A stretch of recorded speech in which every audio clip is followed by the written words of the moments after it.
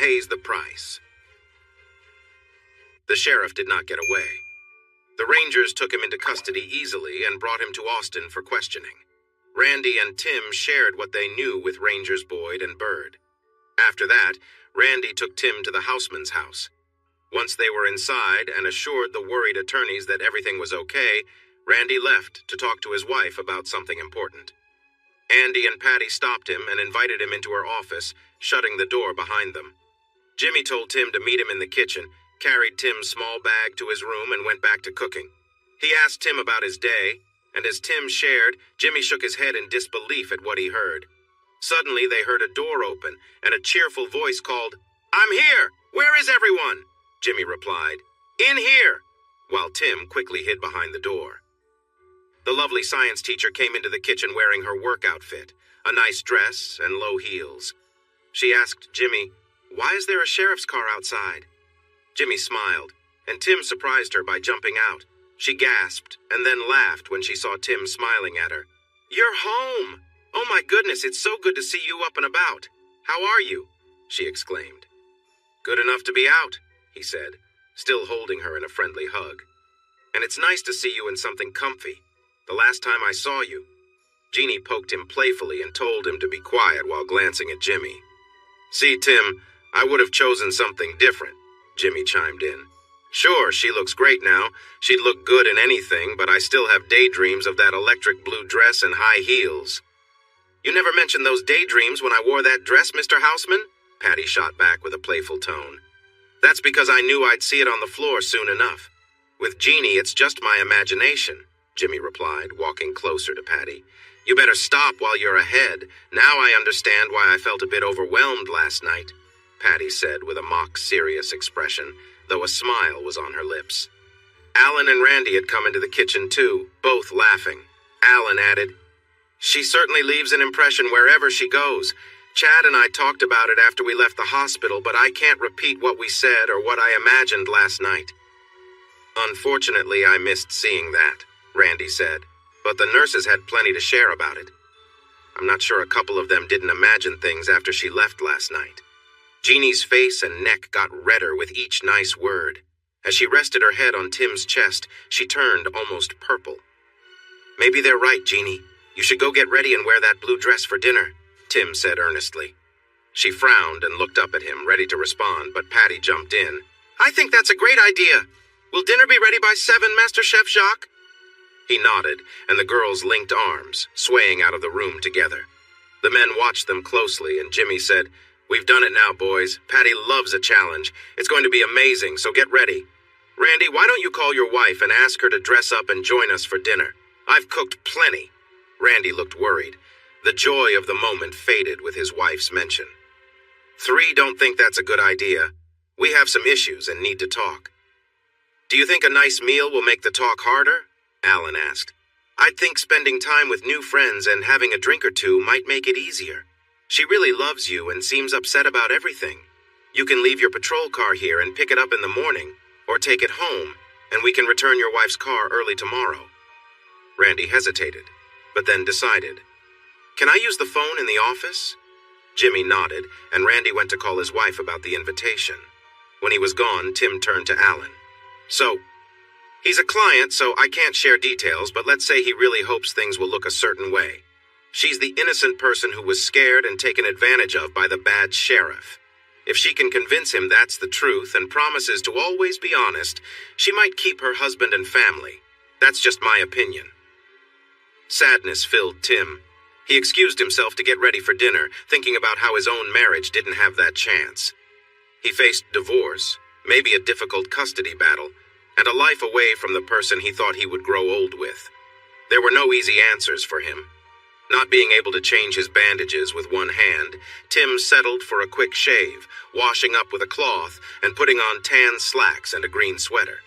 He joined the other 3 men in the kitchen and gladly accepted a cold beer. The beef bourguignon was almost done, but the ladies weren't ready yet, so they stood around chatting while they waited. When the doorbell rang, Randy began to answer it, but Jimmy urged him to let him greet the guest instead. Jimmy returned with a beautiful young woman around 5'9", with long brown hair, a warm complexion, and bright blue eyes. She wore jeans and a sweater and heels that added to her height. She seemed so young and innocent that Tim felt compassion for her and for Randy. He hoped she had been tricked and mistreated and, unlike his wife, was unhappy about her situation. This made Tim more determined to bring those responsible to justice, and to do it quickly. When Tim was introduced, he noticed the woman stiffen and glance away, feeling guilty. He realized she must have connected him to his wife, with whom she had shared some intimate moments on camera. Tim greeted her warmly, offering a gentle hug and a kind smile when she stepped back. Her expression softened slightly, as if she hoped he did not know the details, but she still seemed tense. After a brief exchange of greetings and warm hugs in the Texas style, she returned to her husband, clinging to his arm. Randy smiled at her, but it was clear he was also struggling. His body was tense and his lips were tight. Patty and Jeannie walked in next, lightening the mood in the kitchen. They looked lovely in their snug jeans and V-neck sweaters, similar to Jennifer's outfit. They rushed to meet her, introduced themselves, complimented her looks, and asked about her children. Their chat became lively as she shared stories about her 2 daughters. Meanwhile, Tim pulled on Randy's shirt sleeve, signaling him to follow him into the living room. "We can all see how stressed you are, Randy, and if we can, I know your wife notices too. Let me give you some advice that is worth a lot. Trust her. Yes, she made a mistake by not telling you, but I believe she truly loves you. Karen mentioned that your wife followed the sheriff's orders reluctantly and with many tears. You should listen to her story, assess it carefully, and if you believe her, consider forgiving her. Encourage her to share everything that worries her and work on rebuilding her trust in you.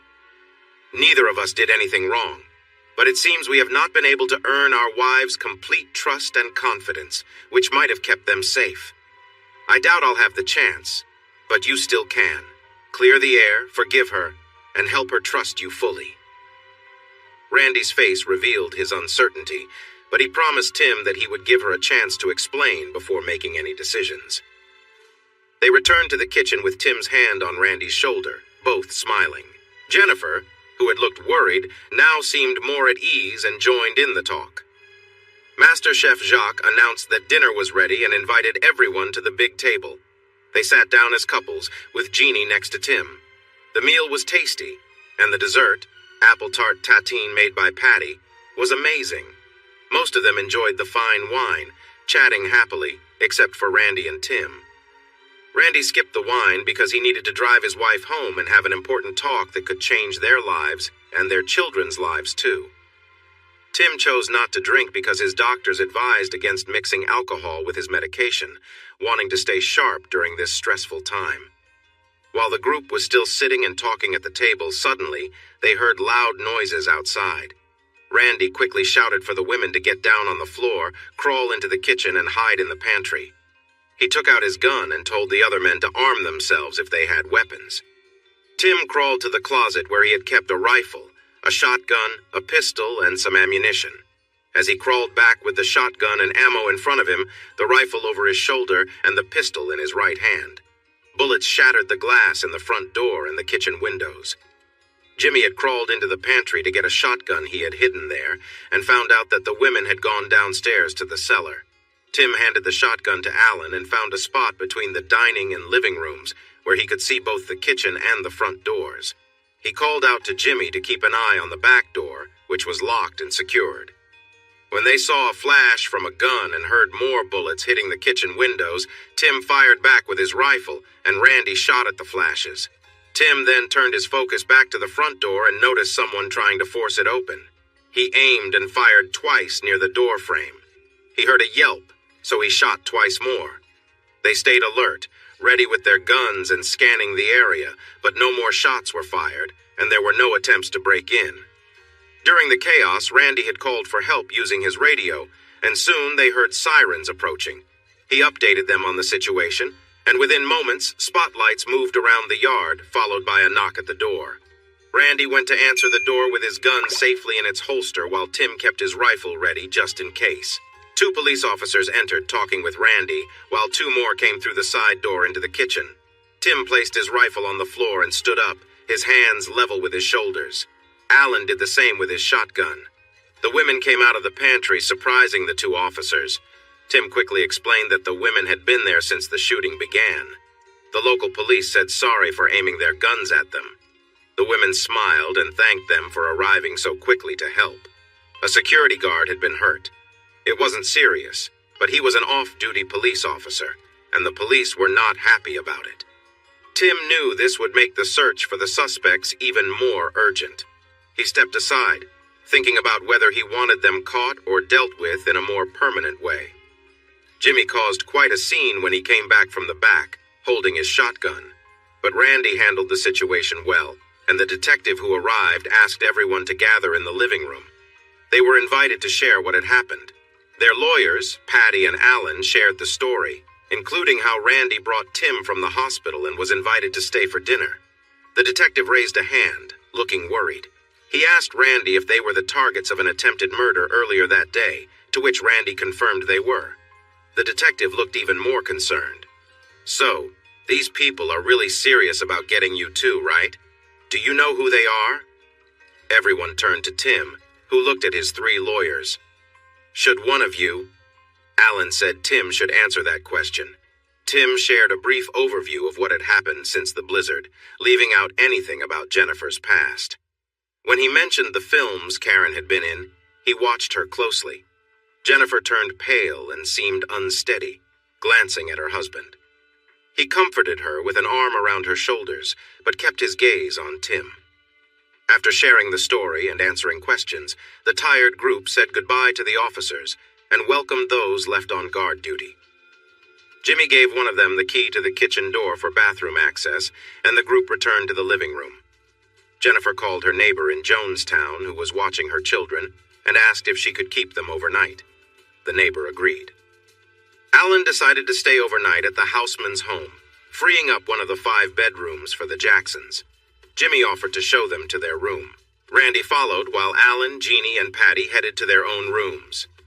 Tim stayed back and signaled for Jennifer to come over. She looked worried, watching her husband. I think you know I'm Karen's husband, but I mean you no harm. Jennifer, tonight and tomorrow are very important for you. Be honest with Randy, explain everything, and answer his questions completely. If you do, I think everything will be fine. She looked like she might cry as she quietly said, If I do, he will leave me. He can't ever know what happened. Jennifer, he's a police officer. He knows more than you realize. I'm warning you, be honest, Tim said urgently, guiding her toward their assigned bedroom before heading into his own. He watched her enter her room with nervousness and wished someone could have talked to his wife when she faced a similar situation. Saturday morning began with the smell of bacon and biscuits. A cheerful blonde burst in, saying, Time to wake up, sleepyhead. Breakfast is getting cold. Tim jumped out of bed without thinking and only realized he was not dressed when he saw Jeannie's expression. Too late now, he thought, and walked into the bathroom. He looked back and saw Jeannie staring at him. He smiled and asked, Do you like what you see? She blushed deeply, turned red from her hair down to her chest, and quickly left the doorway. Tim walked into the kitchen to laughter, and Jeannie turned red again. What did you do to this sweet girl, you rascal? Patty asked. She has been blushing since she came back from waking you up. This made everyone laugh even harder, and Jeannie turned an even deeper shade of red. Tim raised his shoulders and held up his hands. Me? I was sleeping when someone loudly told me to get up. I got out of bed as ordered and went to the bathroom. She was the one staring at me from the moment I moved until I got to the bathroom. Randy, Jennifer, Alan, Patty, and Jimmy burst into laughter, while Jeannie turned very embarrassed and exclaimed, I didn't know you would be sleeping without clothes. The laughter echoed as the others nearly fell out of their chairs. Tim looked at Jeannie with mock seriousness and said, A lady would have turned away, you were staring, and everyone could see it. You seem all sweet and shy, but I've learned my lesson. Initially, she buried her head in her arms while everyone else laughed, but then she joined in too. See? No one here is a true gentleman or lady, Tim said playfully. If they were, they would have told her not to stare at me like that. I'm so embarrassed. Jennifer took a sip of her coffee, looked at him, and playfully said, Well, you don't have anything to be embarrassed about, but I didn't see you without your clothes. Everyone laughed again. Tim dropped his pretended attitude, smiled, kissed Jeannie on the head, and joked, Fair is fair, you tease. He chuckled when she blushed and went to refill his coffee. Scrambled eggs, bacon, and warm biscuits with butter and peach jam. Someone knows just what I like, Tim said as he filled his plate. It was Jeannie, Patty shared. She got up, made coffee, set the table, and prepared everything to cook. She started when she thought you would wake up and then came to find you because the rest of us are hungry. Or maybe she just wanted to see you without your clothes. Jeannie turned red again, and realizing the teasing would go on until she responded, stood up, walked over to Tim, gave him a playful slap on the behind, smiled at him, and said, "Nice backside." Tim pretended to be shocked. "Just a hunk of meat to you? Well, I want you to look at my face, not just at my body." Everyone laughed. Jeannie playfully hit him again and strutted back to the table, saying, "Stop staring at me." Imitating his kids, Randy said, "Ow! Get a room!"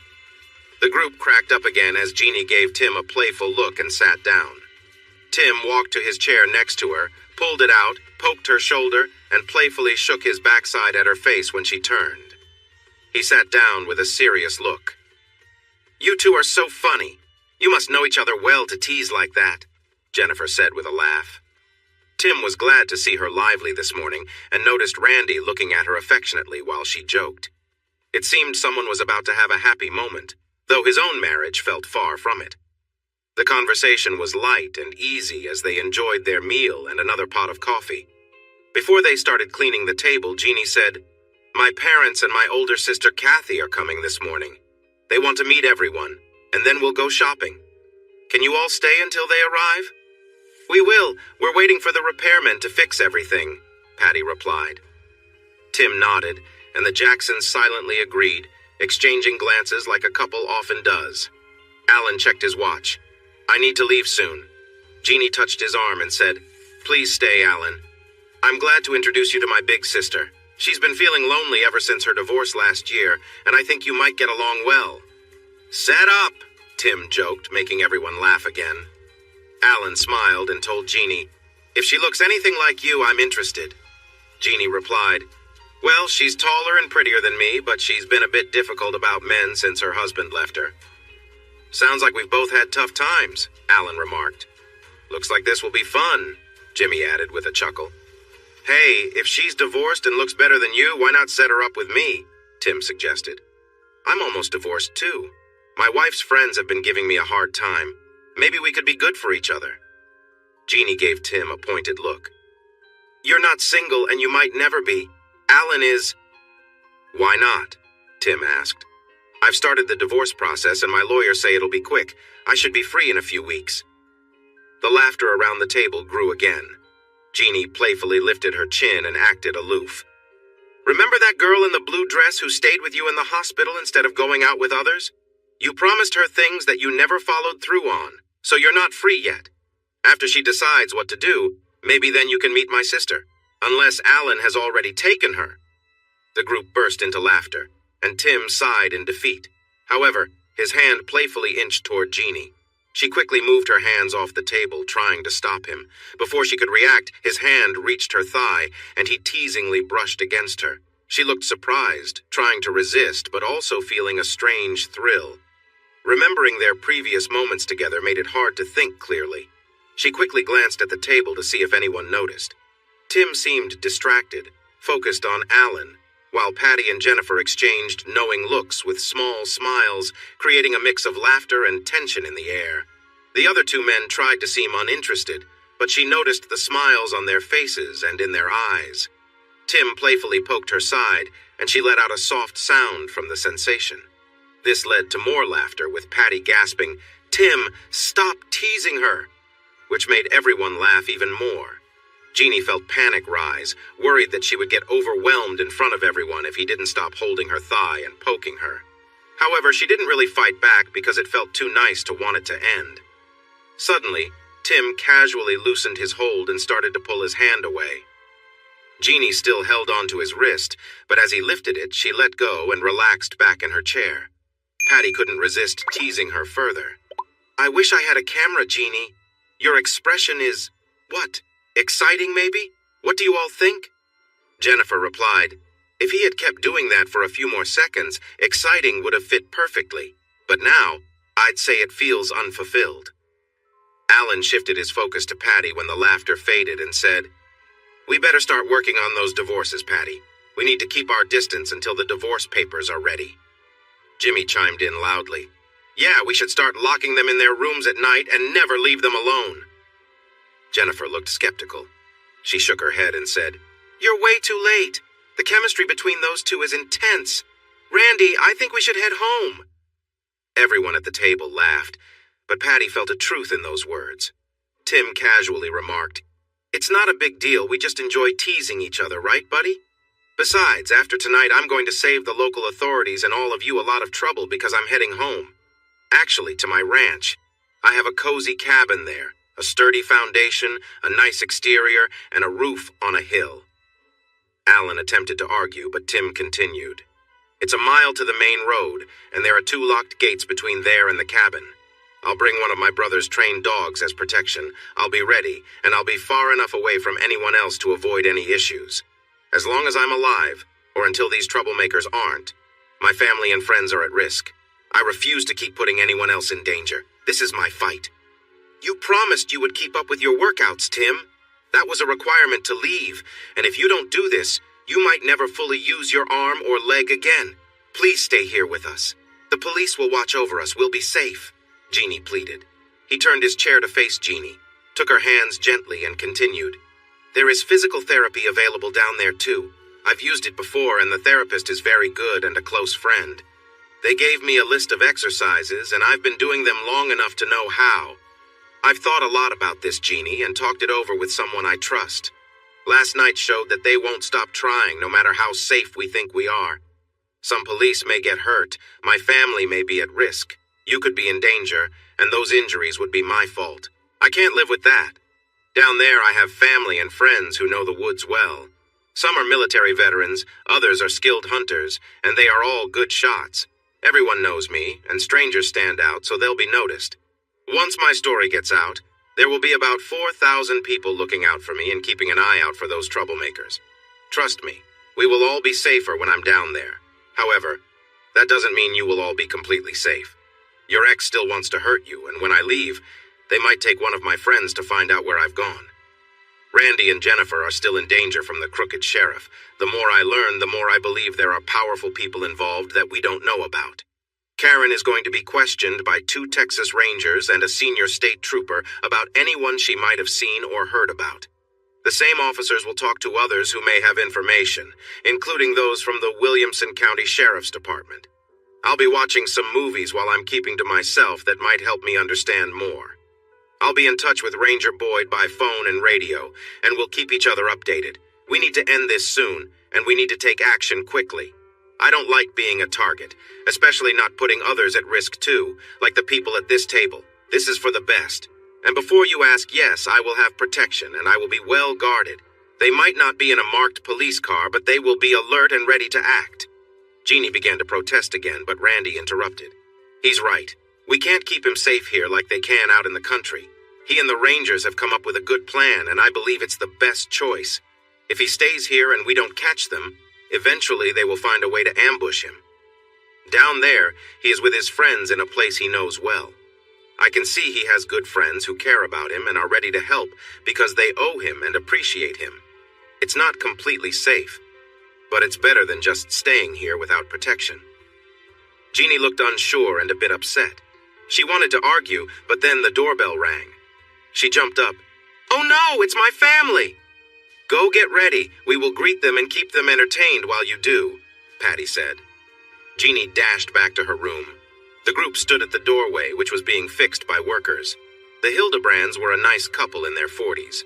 They were with a strong, red-haired woman in her 20s. You could see Jeannie and her mom, Amelia. She was about 5'4", lovely and friendly. Daddy Joe was over 6 feet tall, slim, with a military posture. Sister Kathy looked like a more grown-up version of Jeannie and their mom. She was around 5'6" inches or 5'7", curvy, with red hair instead of blonde, but still very pretty. Amelia and Kathy wore stylish jeans and sweaters. Joe was dressed in khaki pants and a polo shirt. Jimmy explained Jeannie's absence, and they introduced themselves, with Tim being the last one introduced. The family had warm smiles during the introductions, as you would expect from people from San Antonio. When Tim was introduced, the friendly greetings turned into hugs, kisses on the cheek, and gratitude for helping their daughter, along with careful glances. He humbly said, "All I did know, all we did," pointing to Jimmy, Alan, and Patty, "was support Jeannie in getting away from a bad situation. She is the brave one." Mom looked at him thoughtfully and said clearly that Jeannie told them a very different story, and they trusted their daughter. With a smile, she pulled his arm close and gave him another kiss on the cheek, then thanked each person in the group. Not seeing Jeannie, she joked with a big smile, "So our youngest daughter isn't ready yet? How unusual, right?" Her husband and daughter laughed. The others looked confused. Sister Kathy saw their puzzled expressions and explained, "You look confused. Jeannie was always the best dressed and looked perfect wherever she went. She was always late. I promise, even when she was busy with sports, every date had to wait 15 minutes for her to arrive. We called her Princess Jeannie." Patty turned to the others and answered, "No, she seems different now. She dresses casually, uses little makeup, and is usually ready on time." She wasn't ready because they had a late breakfast and talked a bit too long. "Tim, you work with her, what do you think?" "She's one of the most genuine, humble, and caring people I know," Tim said, sounding a little defensive. "I've seen her dressed up once or twice, and she looked amazing. But most of the time, she wears simple clothes, uses minimal makeup, and styles her hair nicely for being a teacher and a dance coach. She's been more of the girl-next-door type than a princess when I see her." Her sister seemed surprised. Their mom looked skeptical, and Dad was proud. "See, I told you she had changed," he said. "Oh, Dad, she will always be your little princess," Kathy said, a little envious. "Speaking of," Alan said, glancing toward the hallway. Jeannie appeared, clearly happy to see her family. She wore a navy jumpsuit with 3/4 sleeves and comfy shoes.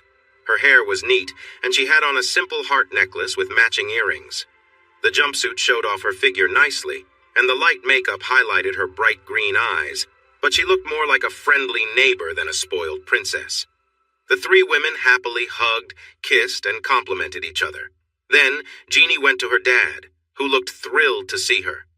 Tim thought she was definitely Daddy's girl, and noticed how they seemed to share a close bond. He smiled at their happiness.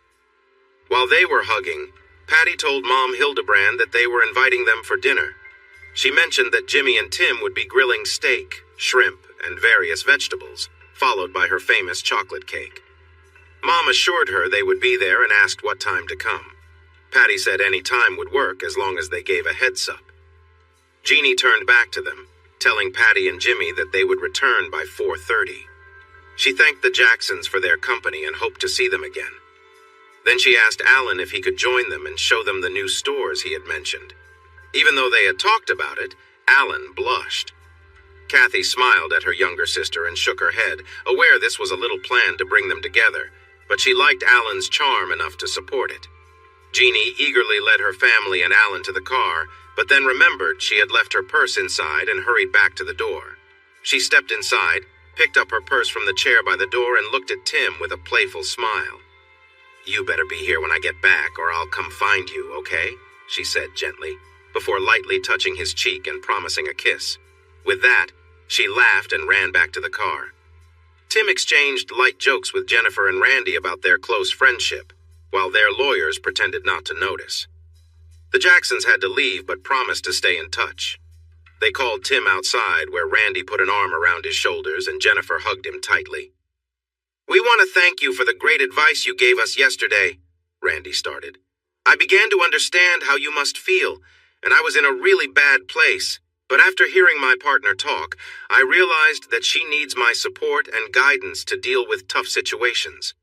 She's beautiful, and there will always be people who want to take advantage of that. We'll work on that together, and we want you to be part of our lives.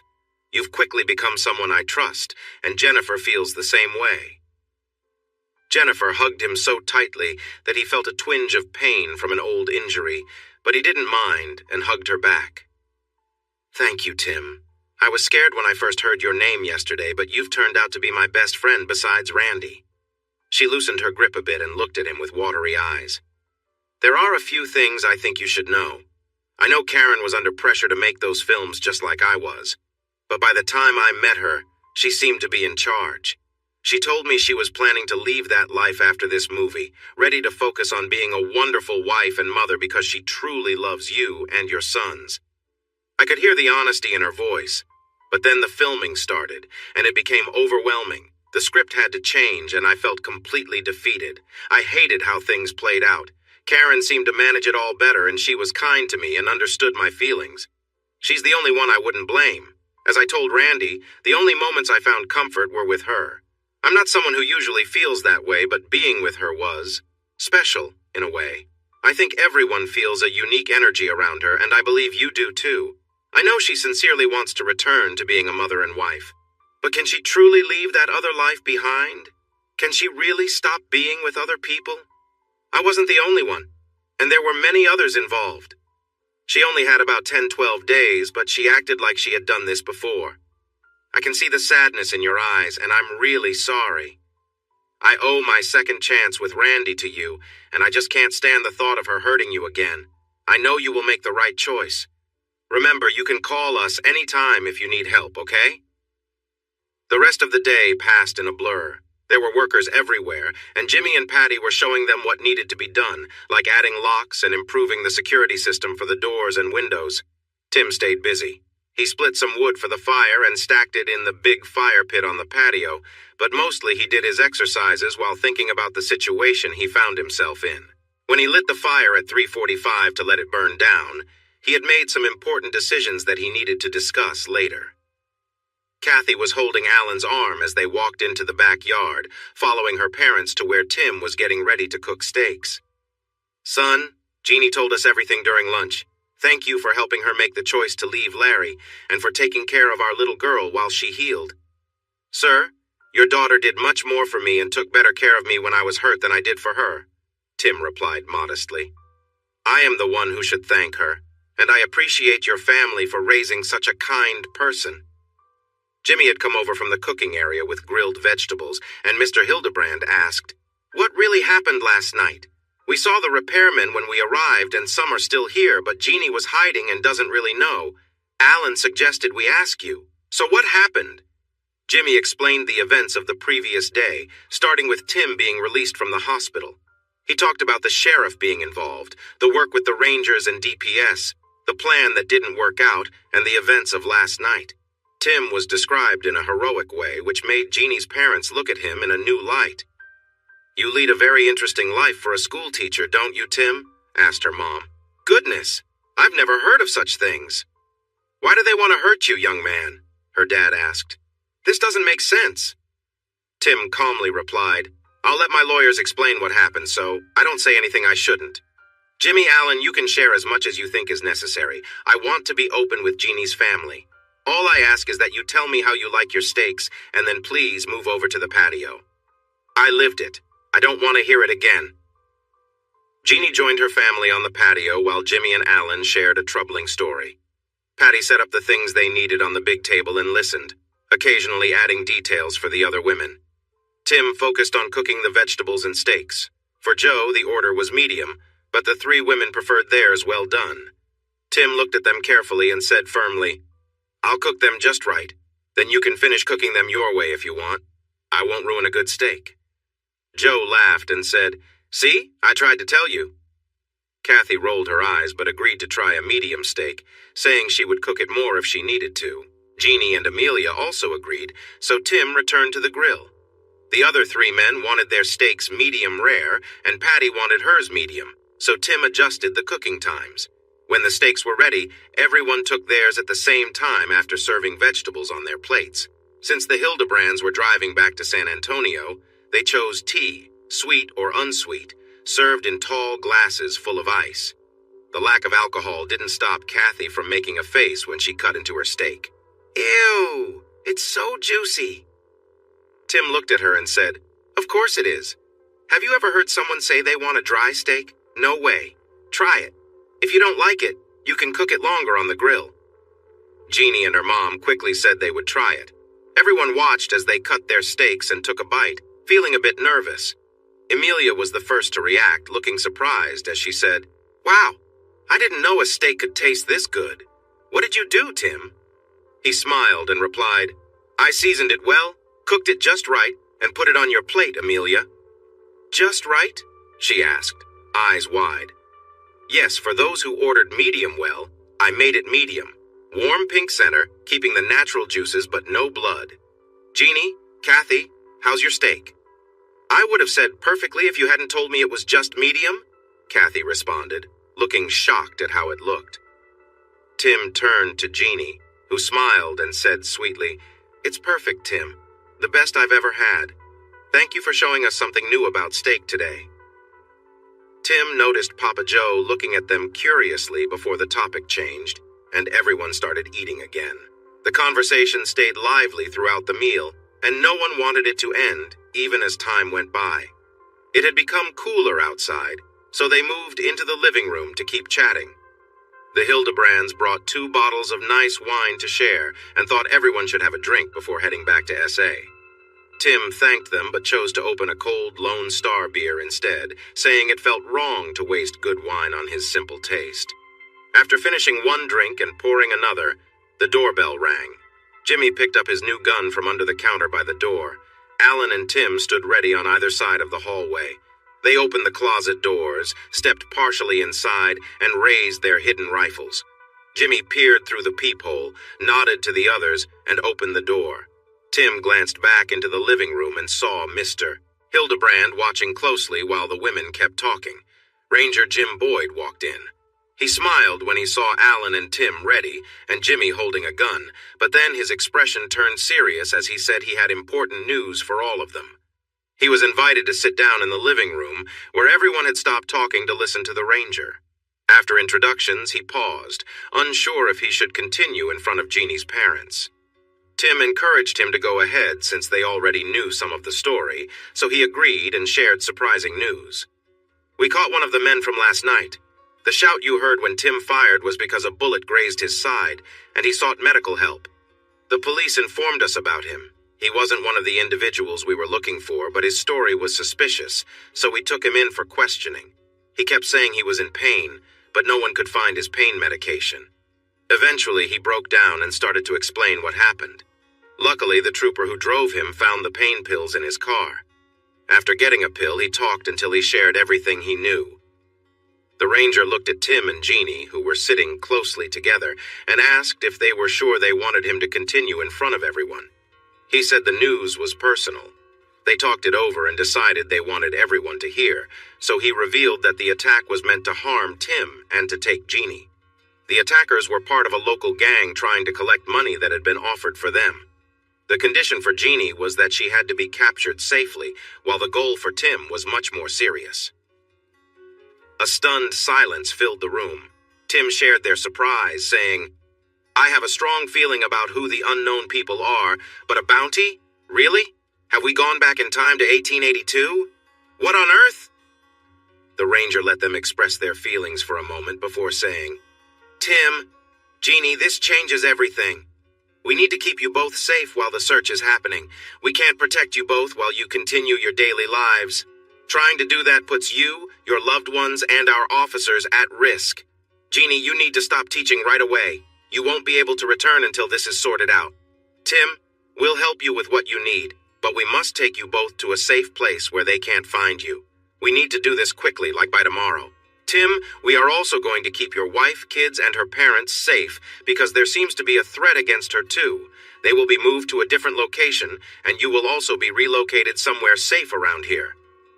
Tim's mind was racing as the ranger explained everything, and he noticed that Joe Hildebrand was also thinking hard, sitting straight on the edge of his chair, listening closely. Tim could see a mix of disbelief and worry on the faces of everyone else, except Jeannie. She looked determined. Tim turned to Ranger Boyd and began to share his idea. Jim, I have a different suggestion. You keep Jeannie safe, and keep her out of sight. Contact the sheriff of my home county. Tell him what's going on and ask if he minds if I stay at the ranch. If he's okay with it, I'll leave tomorrow morning and arrive by early afternoon. My brother will bring some groceries and other supplies when he comes to take care of the cattle. I'll use the back roads to get there and no one will know I'm around. I'll be safe, Jeannie will be safe, and no one will have to risk their life watching over me. It's only a matter of time before they come after me unless I take a big step like this.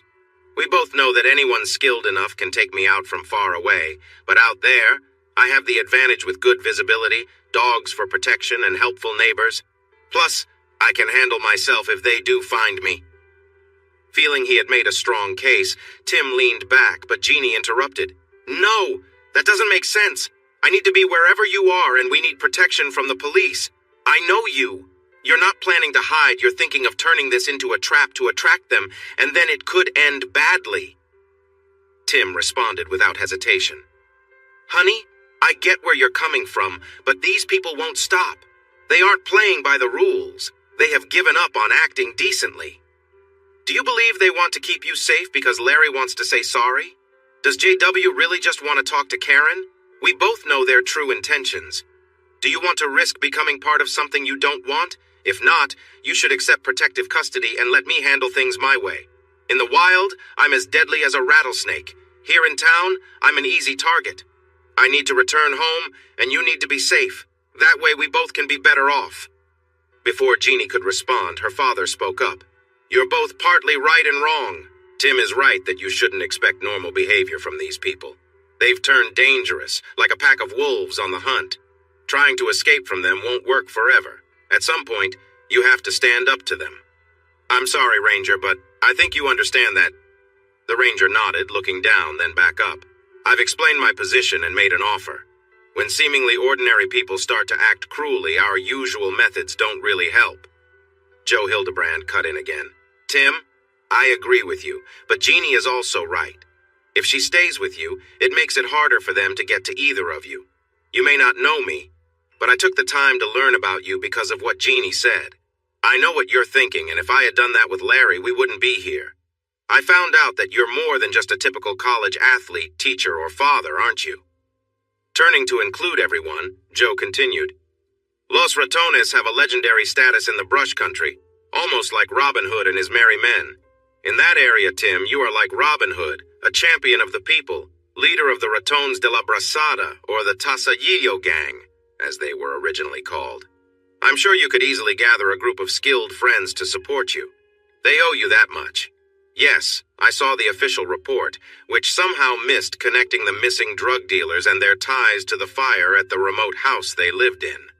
It stated that no one had ever stayed there, and the surrounding buildings were never used to shelter the girls who went missing. Then, miraculously, those girls returned the next day, but they could hardly remember anything other than being kept in a dark place for a long time. No remains were ever discovered, but after that, the sale of harmful drugs stopped, and no more girls went missing. There had been similar cases of people going missing in 2 nearby counties, and those areas had also faced several unfortunate fires caused by storms. Thankfully, the missing girls returned, but they had trouble remembering what happened due to the effects of drugs. When you came home after the game that year, the sheriffs thought it was just a coincidence, and they weren't very worried about the sudden departure of the drug dealers. Joe looked around at Tim, Ranger Boyd, and the others listening to him before he continued. My wife knows this, but my daughters don't. I served in the Special Forces during the Vietnam War. I've seen and done things I prefer not to discuss, but those experiences tell me we won't be able to keep Jeannie, Tim, his sons, Karen, and her family, and maybe Jennifer and Randy safe from these dangerous people without taking some unusual steps. Here's my plan. Law enforcement will protect Amelia, Kathy, Alan, Jimmy, Patty, and anyone else they see as in danger. Jeannie and I will go with Tim to his ranch to stay safe, but we will be armed and ready to defend ourselves against anyone who might want to harm us. The Ranger will keep everyone informed about what is happening as things develop. If things are still not resolved in 10 days, we will come together again to discuss our next steps. Ranger, do you have anything to say? I can't officially support any plan that removes law enforcement's primary role in keeping those at risk safe. It's true that we are somewhat limited by the laws that the suspects are not, but we as an organization can't approve of any actions that resemble taking the law into our own hands. That said, if you say the 3 of you are going to wait at a remote ranch until law enforcement captures those looking to harm you, I can't stop you. Is that clear enough? Tim and Joe exchanged looks and both nodded. Joe then said to his family, "Given what we have learned tonight, I think it's better for us to spend the night here if there is space, or nearby if not. This will give the ranger time to make any needed plans. I also suggest that tomorrow night, Tim, Jeannie, and I go to the ranch quietly, while the rest of you head to the safe place with the ranger. Tim's family will make sure we have what we need, and my team will provide the necessary protective gear and equipment. We will all check in from time to time, using the ranger unless he thinks it's safe to talk directly. We need to be careful not to accidentally give away anyone's location." "Do you have any thoughts or changes to suggest about this plan?" asked the captain. "Not from me, Captain Hildebrand," Tim said with a smile. Joe looked confused until Tim clarified. "You don't think you're the only one who looks into important people before meeting them, do you?" Jeannie had been quiet, but now she spoke up. With a sparkle in her eyes, she suggested, "I think we should find a car they don't know about that suits the situation we'll face in South Texas and switch it out along the way." "Dad, do you have something like that in your collection or at one of the dealerships?" Dad smiled at her and said it was a great idea, and he actually had something available. Tim jumped in, saying, "I have the ranch covered. I know the right car for getting around on the ranch, on roads or in trails. We need something that can keep up in a fast chase and also drive on dirt roads. It would be great if you have that." Joe nodded and said, "I've got that covered." They solved the issue of needing an extra bedroom by having Kathy share with Jeannie. Kathy smiled, winked at Alan, and said, "All right, but Jeannie better not snore. I'll be there in a bit, baby sis." Jeannie replied, "We all know who the real snorer is, older sister, and it isn't me." After saying their goodbyes and good nights, everyone but Alan and Kathy went to their rooms. As Jeannie and Tim walked down the hall to their rooms, Tim quietly joked that if Kathy snored or took too much space and disturbed Jeannie, Kathy could move to his room. Jeannie elbowed him lightly and said that would never happen. Tim turned on the coffee maker as soon as he woke up and found Mr. Hildebrand dressed and sitting on the porch reading the Austin American Statesman. He brought out a cup of black coffee with a spoonful of sugar, remembering how Jeannie said he liked it. They enjoyed the beautiful sunrise in silence, with the newspaper resting on the table. "How will you let your brothers know?" Hildebrand asked after a few quiet moments. "I won't. A friend will," Tim replied. "It's the simplest phone tree. Since each person only has one number and no names, but by nightfall, everyone will know when and where to meet. Is Monday night at 9 too soon for you?" "No, that works perfectly," the captain replied. "We can talk about the details on the way down tonight, explore the area tomorrow, and get everything ready. I don't know how your followers will find out where we are going, but if we can hold off for 2 days before they show up, we will be safer." "I'm not sure we can promise 2 days. That feels like another risk. Jim, the ranger, won't tell anyone about us or send the group to the safe houses until Monday. If he is correct that there is a leak in the police, they will know then. We can't say how fast they will reach the ranch or when they will send help." "They won't send someone right away," Joe said confidently.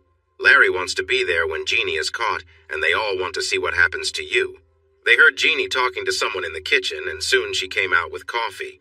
She wore comfortable pants and a light jacket, her hair in a ponytail and no makeup, but Tim thought she looked great. Her dad seemed happy to see her and greeted her with a cheerful smile.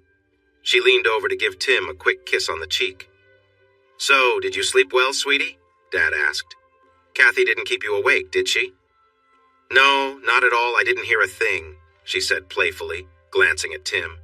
"She didn't take up the bed. It felt like I was alone." Tim understood her meaning and winked back. Dad just smiled. Patty, Jimmy, Kathy, and Alan joined them outside, and Patty suggested they move to the large table on the patio. "I made us some more coffee," Patty said. "And I was up early making donuts," Jimmy added with a grin. "I made some apple fritters and bear claws, too. They should be ready soon." "I hope you made enough for the police who kept watch all night," Patty said. "Of course.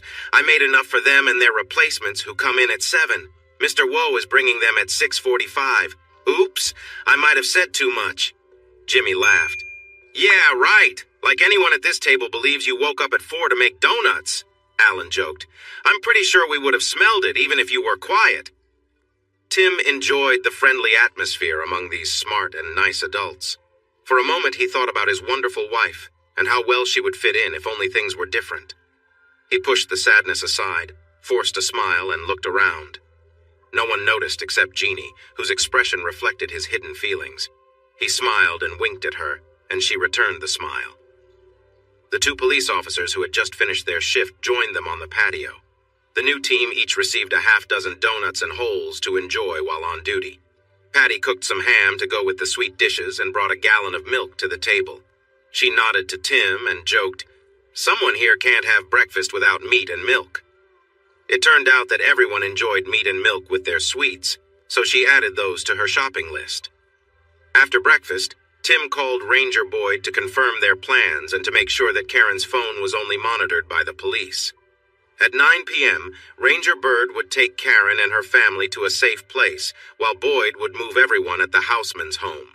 Joe, Jeannie, and Tim would leave and take a long route to San Antonio when it got dark, aiming to leave San Antonio for Tim's ranch right at 9 p.m. This would give them time to shake off anyone following them, switch vehicles, and get clothes for Mr. Hildebrand before heading out. Since both safe houses were in the countryside, everyone was told to wear jeans and boots. Without being able to go home for supplies, Jeannie and her family, along with Alan, were taken to a nearby Western store to buy what they might need. Tim went home with another officer to pick up additional supplies. After getting his clothes and gear, Tim asked the officer to take him to a payphone outside a convenience store. He called Karen, and the boys were excited to talk to him. They tried to fill him in on everything that had happened since he saw them at the hospital. Eventually, Karen took the phone after their grandmother gave them a treat to quiet them down, and Tim discussed the plan with her. She seemed scared and unsure, so he asked to speak with her dad. He was calm about the need to hide and said they would wait for the ranger to contact them. Karen asked where he would be hiding. Tim replied that he couldn't say, and then he asked if she could think of anything that might help keep them safe. She thought for a moment, but couldn't remember anything useful. After hanging up, Tim was taken back to the Houseman's home, where he got back to watching videos. Though the videos were unsettling, he learned which high school students were involved in unfortunate activities and why one babysitter wouldn't give a statement. He also identified 2 local officials they hadn't known about and noticed 2 police officers who had arrived at a party under false pretenses but didn't leave without involvement. He quickly called Jim Boyd and asked him to come over right away. The shoppers returned to the Houseman's home at 4 p.m., where they found Jimmy had a bunch of catfish and hush puppies ready to fry, and Patty had all the side dishes prepared. Tim and Jim Boyd stayed in the study to continue watching videos until they were called for dinner at 6. They looked worried when they came out. The 3 lawyers took them aside, and Jeannie approached them. "What's wrong?" Alan asked. "You all seem upset. Let's just say we have a clearer idea of where the leaks are, why the suspects have been able to stay hidden, and we understand the crimes better now," the ranger answered. Tim shook his head, eyes closed, and said, "I had no idea. I can't believe I worked with those people. Some of them are supposed to be teachers. No, they are pretending to be teachers while they're really harmful." "Should we put the food in the oven and talk or eat first?" Patty asked. "It sounds like we need to rethink what we're doing."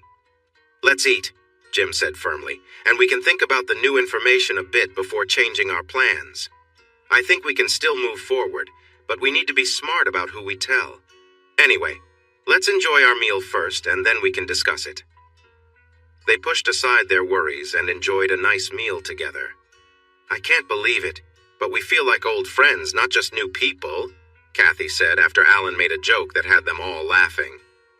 "We will definitely feel that way after being together in this safe house for days or weeks," Patty responded. That dampened the cheerful mood and reminded them of the real danger outside. Ranger Boyd called them to a serious meeting in the living room to rethink their plans based on the new information he provided. When he named some of the students, Jeannie looked pale. When he named the elected officials, her dad turned red with anger and silently fumed. After Boyd spoke with the ranger who was looking out for Tim's sons and Karen's family, they decided to delay evacuations until midnight, and they would go to different safe houses than planned. Tim, Jeannie, and Joe would sneak out the back, climb over the fence, and head west down the alley to a simple car waiting for them. They would drive to Joe's dealership, switch cars, then go to his home to get some important things before heading south. Tim called his in-laws' house again. He talked lovingly with his kids for 20 minutes and then, with reluctance, with his wife. The more he saw on the news, the more frustrated he felt with her, but he wanted to give her one last chance to share anything that might help keep them safe. "Have you thought of anything else to tell me, the sheriff? Or Ranger Byrd? We need to hurry. We're in real danger. Any names or other information would help." Karen paused but shook her head, saying she had nothing else to add. "Karen, can you think of any other teachers, students, police officers, or officials involved? There must be someone else, someone in a position of power who is warning the criminals about our plans. I know you want to keep your family and the kids safe, so please share what you know." There was silence for almost a minute before she said, "I want to talk to Ranger Byrd. I'm not comfortable speaking with you because I suspect these phone lines are being monitored." "Thank you," Tim replied. "Take good care of our sons and follow the advice you've been given. I will contact you as soon as this is over." At 11:55, they were on I-35 South in a 1978 Dodge Ram Charger 4X4 with a strong 440 cubic inch engine. It had steel bumpers and a winch on the front, raised a bit, riding on tough all-weather tires that Joe claimed were nearly puncture-proof. The ride was noisy with the tires and engine, but Joe handled it well. They took some routes to see if they were being followed, but didn't notice any signs of someone trailing them. Joe filled the gas tank in the last town before turning onto the country roads leading to their destination. They made a quick stop for everyone to use the restrooms, and Tim grabbed some coffee since it was after 1:30 a.m. After driving about a mile on the county road, they encountered a long curve. There were piles of pavement for road work on the right side, so Tim had Joe pull over and wait for 10 minutes to ensure no one was following. When it seemed safe, they proceeded to the ranch. They left the paved road and traveled the last 2 miles on a sandy road that needed some fixing. They reached the ranch entrance at the halfway point. Tim opened and locked 2 gates that blocked the road to the house. Then he slipped out of his shoes and climbed onto the hood of the Ram Charger in his socks to scan for any lights signaling someone might be following them. Content that they were alone, they drove toward the house. Upon reaching the first hill, they spotted the ranch house on the taller hill. A nightlight by the water tank was on, but no other lights were visible. They parked in the brush and approached the house quietly with their rifles and pistols ready. While Jeannie and Tim opened the house, Joe ran back to the SUV. They checked the refrigerator and pantry, which were well stocked by Nate, Tim's brother. They also looked over the bed linens to make sure they were clean, checking for any unwanted pests. Joe parked by the back door, and they brought in their clothes, weapons, and equipment, setting up their sleeping areas. Jeannie would stay in the bedroom, which had a full bathroom and a space for getting ready. Tim and Joe would sleep in the bunk beds against the south wall and share a small bathroom with a shower. Tired from the previous day, they slept soundly until 8 the next morning. Tim woke up first, used the bathroom, and made a pot of coffee, which woke Jeannie and her father. They enjoyed breakfast with Tim's eggs, bacon, and biscuits from a mix while they discussed their plans for the day. Tim noticed that Jeannie seemed more reserved about her feelings when her dad was around, but she still gave him small touches and glances when he wasn't looking. They got dressed for the outdoors, planning to explore the area around the house first, and then check how strangers might get onto the ranch. Jeannie was eager to look at the house inside and out, and asked many questions about the old furniture, which Tim explained had come from his grandparents and great-grandparents. Joe wondered if the ranch truly belonged to Tim, or if it was still in the family name. To satisfy both Jeannie and her dad, Tim explained everything in detail. This place had been a getaway for his grandparents before they decided to share their land among their family. They made that choice based on their difficulties with the legal system and taxes after their parents passed away, following advice from a shared lawyer. Both families owned a lot of land, which didn't earn much money most years, but the government valued it highly for tax purposes. By giving the land in smaller pieces to their heirs, they avoided taxes that could force the heirs to sell what they inherited. Only a greedy government couldn't see the irony in this decision, but his grandparents understood it. They began passing down property to their son and daughter and grandchildren before turning 60. The ranch was Tim's inheritance, given to him in parts over 6 years by his loving grandparents. They gifted him the most they could each year, and he paid for the rest through money from selling cattle, even though most of the cattle still belonged to them.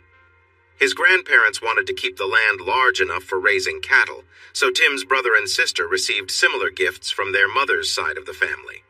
His brother Nathaniel, often called Nate, got the land nearest to town. It was 400 acres, but much of it was improved pasture and farmland, along with a nice family house. He and his high school sweetheart and now wife Linda loved the rolling hills, the rich farmland, and the big 2-story, 4-bedroom house they planned to fill with children. Sister Janice, known as Jan, chose a 500-acre ranch about 10 miles from town along the Nueces River. It had irrigation rights, a working irrigation system, and fertile fields. Her husband, Gary, already owned a big cattle and horse ranch in nearby Dimmitt County. They lived there but grew hay to feed his special quarter horses at their river property. Tim, their youngest grandchild, wanted the most remote and least developed ranch for himself while he was still in high school. He got his friends to help him out with work on the 800-acre ranch in exchange for hunting, fishing, and camping. Tim spent a lot of his free time making small improvements.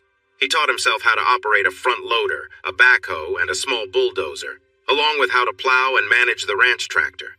Neighbors lent him other equipment in return for his help on their ranches, and gave him lessons before he used their machines. Tim and his friends were well liked by the neighbors because they were always ready to lend a hand with roundups and ranch tasks for a little pay and good food. He became especially close to an old man, Mr. Thurman, who lived on the land to the east, across the county lane. Mr. Thurman had never married and had no close family, so he often asked Tim for help. The bulldozer belonged to Mr. Thurman, and he had Tim clear paths and improve water sources on his land before letting him work on his own property. Driving the bulldozer was a new adventure for Tim, very different from working with the tractor.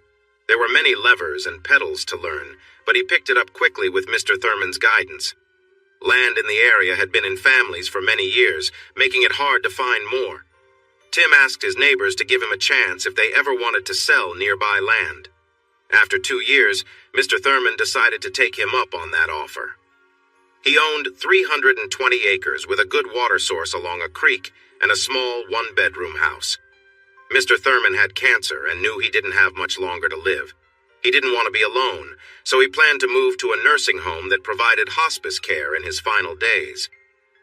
Mr. Thurman's asking price was very low, and Tim told him so. He offered a higher amount, but Mr. Thurman insisted that he would leave it to Tim in his will. Instead, he asked Tim and his friends to be his pallbearers and say a few words for him before he was laid to rest. Tim bought the land with the college money he didn't need because of his football scholarship. He paid cash and received a nice discount by handling the legal fees and title insurance all at once. Tim paid just over $50 for each acre of land. Plus, he took on some extra roles, like being a pallbearer and a speaker at a service. However, according to the will, he also received a few items, including a Caterpillar vehicle, a pickup truck, a tractor, and more money than he spent on the land. After sharing his story, they walked around the edge of the open area to see if there was anything that could be used for hiding. The 7 acres included a well, a small pump shed, a concrete water storage trough, a small holding pen made of pipes, and a cattle dipping area left over from times when worms harmed many livestock. That area was now fenced, but rainwater collected there regularly, and Tim took care to add pesticide to control mosquito larvae. They made a plan that if there was an attack, one sharpshooter would protect the open spaces around the building so the attackers couldn't use them to hide while aiming at the house. Thankfully, the house sat on a hill, raised about a foot above the ground, making it harder for someone to hit it directly. Any shots fired at it would have to go uphill, so they were more likely to hit the ceiling than anyone inside. As they returned to the house, they discussed where they could see to defend themselves if attacked. Joe spent a while looking at the walls and windows.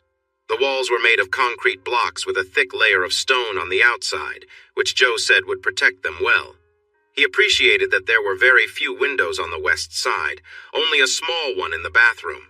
In South Texas, people often left out windows on that side to avoid heat from the sun. There were also high sliding windows on the south wall that let in light but kept the house cooler. Any bullets fired through those would just hit the top of the interior walls without causing much harm. On the north wall, which had the chimney for the fireplace, there was just one window over the sink. Although this was a point of concern, it was positioned high enough above the floor that it was less of a target. Joe was worried about the windows on the east side where the screened porch was. The windows there were closer to the floor, so anyone standing inside could be at risk if shots were fired through them. Since the county road was to the east, both entrances to the ranch needed careful attention. With their positions decided, they climbed into Joe's truck and drove to the mesquite pens, where cattle were gathered during branding and shipping. This area was located in the southeast corner of the ranch. A ranch worker and his family lived in a wooden house near the well, southeast of the pens and barns. Daniel and Dora had worked for the family for many years, and their kids were friends with Tim and his siblings. Though the kids were grown and had moved away, the Mendez family was considered part of their own. Joe and Jeannie admired the stacked mesquite pens and shipping chutes, as well as the palm trees beside the pens that provided shade for a large table and benches. There were 2 barbecue pits nearby, and an old chuck wagon was kept under a tin roof next to the bigger barn. Tim gave them a quick tour and some history, leading them to the barn. After looking at the chuck wagon and learning about how food was served from it during spring gatherings, Tim opened the barn's big doors to show them a vehicle covered by a tarp. With excitement, Tim removed the tarp to reveal his cherished 1948 Dodge Power Wagon WDX quad cab. The truck was painted battleship gray with a matching gray interior. It was raised 6 inches and had all-terrain tires for 4-wheel drive, powered by a 3.9-liter Cummins diesel engine. The classic Power Wagon looked strong and ready for adventure. Tim invited them to open the 4 doors and see the well-kept upholstery and interior, which he had fixed up after buying Mr. Thurman's land for a good price. Jeannie was almost speechless, while her dad couldn't stop talking about what he called this amazing truck. He pointed out feature after feature, saying he wouldn't even know how to price it if he tried to sell it, calling it priceless. When Tim mentioned it had less than 20,000 miles, her dad shook his head and said, "Priceless! This is one of a kind. Take care of it and never sell it, because someday it will be worth more than a 3-bedroom house." Still in awe, Jeannie put her arm around Tim's waist, looked up at him and asked, "Can we take it for a ride?" Tim quickly glanced at her dad, who was giving him a careful look at her use of honey. Realizing her slip, Jeannie turned to her dad, stammering, I don't know why I called him that, Dad. I wasn't thinking, it just came out." Her dad's frown deepened for a moment before it turned into laughter. When he felt a bit better, he looked at the unhappy Jeannie and said, "I wanted to see how long you two could keep pretending you're just colleagues, but the look on your faces when you slipped up." He chuckled again and asked, "Did you really think we wouldn't notice? The way you looked and the tone of your voice gave it away the first time you mentioned him, and that was almost 2 years ago. Remember what your mom told you about keeping friends just as friends?" He continued, "That look became more dreamy after he helped you out with your husband. Now let's just say your mom, sister, and I had a talk on the way to Austin. We agreed to let you both keep up your act. Yes, I know your lawyers say you should wait until you're both divorced to show any feelings, but honestly, your spouses already gave up on you when they treated you the way they did. Besides, there's no one here but us, and you're not fooling me, so relax. I don't want to see you two being overly affectionate in front of me, but calling Tim honey is fine." After that, he wrapped Jeannie in his arms, smiled down at her, and kissed her forehead. Her face lit up with joy. Joe smiled at Tim, who looked relieved now, and reached out his hand. Tim took it and was pulled into the hug with Jeannie. She said, "I love having my 2 favorite people here with me. I think we should just stay like this." After a moment, Dad let her go and said, "We still have some work to do, but first I want to explore the rest of this barn and the other buildings. After that, I'd like to take the monster wagon for a spin." Jeannie kept her arm around Tim when he tried to move away, so he led them over to look at the tractor and then opened the tack room. The tack room had a wooden floor raised above the barn's dirt floor. There were a dozen custom saddles sitting on wooden stands, with saddle blankets hanging on a rope across the room and reins hanging on hooks. 4 branding irons hung on nails, and there were several bags of colorful ear tags and a couple of tools on a wooden bench. Jeannie was intrigued by the saddles, examining each one carefully. Joe noticed some cans and asked, "I see a can of kerosene and one labeled burnt oil. What are those for?" "The burnt oil is used on the calf after it's branded to seal the brand and help it heal," Tim explained. "We use kerosene for many things, like starting fires, for lanterns and torches, and to ease the pain from scorpion and wasp bites. Dad is the only supplier who still offers it, but many old ranchers buy it in 5-gallon containers because it has many uses." Jeannie was leaning over to look at another saddle when she asked, "Tim, what does the symbol under each strap holder mean?" "That's the mark the saddle maker uses. Trey Hayward is the best around, and that's how you know it's one of his saddles and not a fake. It's pretty detailed, right?" She nodded and then asked, "Which one belongs to you?" "I have 2 of his and 1 other," Tim said, pointing to 3 saddles next to each other. 2 were the same except for size. "This was my childhood saddle. I got the bigger one when I turned 14. I'm keeping the youth saddle for my kids. See the saddle by the wall? It looks like mine but has silver on the horn. That's my grandfather's. This one is my grandmother's. Those are Mom and Dad's, and these are Daniel and Dora's. The rest are for the ranch. Anyone can use them, but usually they are for my friends or people we hire to help with the cattle. You know, cowhands or cowboys." "But what about this one with all the designs and all-around cowboy on it? Who does it belong to?" Jeannie asked. "That's mine. I won it in high school. It was the only rodeo I ever entered. I like watching rodeos, but I never understood some of the events. I get calf roping, bronc riding, and team roping. We do those on the ranch sometimes, although we try not to raise horses that buck. But I don't get why someone would dive off a moving horse onto a running steer, or why anyone would climb on a bull." Jeannie had moved on to look at 2 other saddles. "Can I use one of these?" she asked eagerly, pointing at 2 fancy saddles made for women. "Honey," he replied with a smile, "you can use any saddle you want. I'm sure my mom and grandmother will let you use theirs after they meet you." "Oh, these are your mom and grandmother's saddles. Maybe I should wait." Tim was trying to reassure her when they walked out of the barn and saw Daniel washing up outside their house. Dora walked toward them with her arms open. "Time, Teo!" she called out joyfully. "We saw the truck on the hill this morning, so we knew you were here. Come, introduce us to your friends and come eat. I made all your favorite dishes." Tim's face brightened as he quickly walked over to her, took her in his arms, and spun her around. Daniel approached with a big smile and gave Tim a friendly pat on the back. Tim hugged him back and called him Tio Daniel, which he said as Don Yell. "Tia Dora, Tio Daniel, this is Jeannie and her dad, Joe Hildebrand." After they finished shaking hands and exchanging greetings, Tim explained, "They are here to help me with a problem, and I'll need your help too. But first, let's eat. Tortillas, beef stew, beans, and Mexican rice. Is that good, Tio?" "Very good, Tia," Tim said happily. Dora laughed and responded, "Great, let's eat." She put her arm around Tim as they walked to their home. "Wow, mijo, where have you been? We missed you," Daniel exclaimed. Tim hugged him too and replied, "It has been way too long. I won't do that again." As they shared the most delicious food I've ever eaten, according to both Jeannie and Joe, the atmosphere was friendly and filled with stories. Tia and Tio updated them about the cattle, the planting of spring crops and local events that had happened and those coming up. Finally, Daniel asked, "What is the problem we can help with, Tio?" Tim started to explain briefly, but Dora wanted to know more. She frowned when she heard about Karen's actions that led to the current issues. When Tim mentioned the injuries from the earlier attack, she let out a Spanish expression of shock. "So that's why you're moving differently and flinch when I hug you. Where were you hurt?"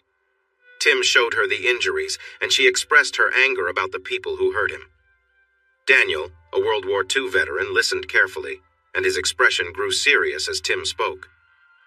"So, Teo, have you told your brothers?" Tim told him he hadn't because they wanted to assess the situation first. Daniel shook his head.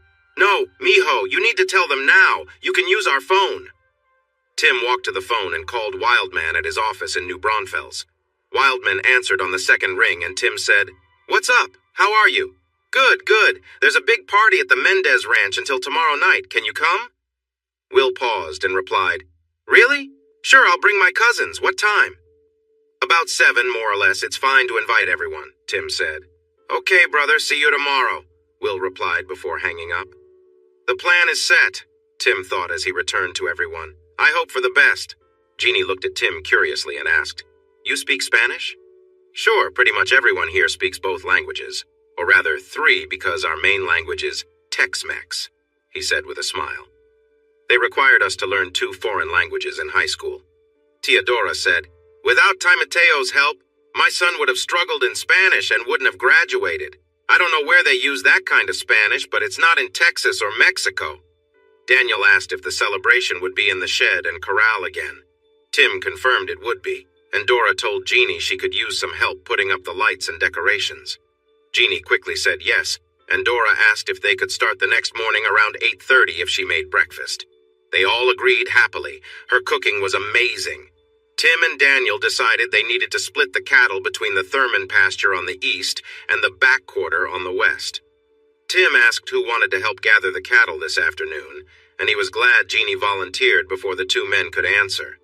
She had never talked about being a cowgirl or even riding, but she had been surprising him every day, so why not? Daniel said he would bring the horses to the barn in an hour. Tim turned off the charger and the old power wagon started right up. Jeannie and Dad joined him in the front, and they drove along the ranch roads for an hour, looking for any problems and places to set up defenses. Once the cattle were safely separated on the 320-acre Thurman pasture and the 160-acre western section, they could set up watch points and traps without worrying about the cattle getting hurt. Back at the barn, Tim insisted everyone wear chaps, a jacket, and a hat. Jeannie looked a bit uncomfortable in the outfit, but Tim thought she looked cute. She chose a saddle blanket, reins, and Tim's grandmother's saddle, and then squealed with joy when Daniel offered her the shiny black mare with a white star on her forehead, which they creatively named the Black Mare. Tim helped her get her horse ready, and then he tacked up his favorite mare, Blue. The blue roan was happy to see him, nuzzling his face. He gave her a handful of sweet feed and rubbed her neck before putting on the bridle and saddle. After checking that he was a skilled rider, Daniel mounted Joe, a red quarter horse that was excellent for cutting. He then took the big black stallion, explaining, He needs some exercise. He's getting a bit grumpy.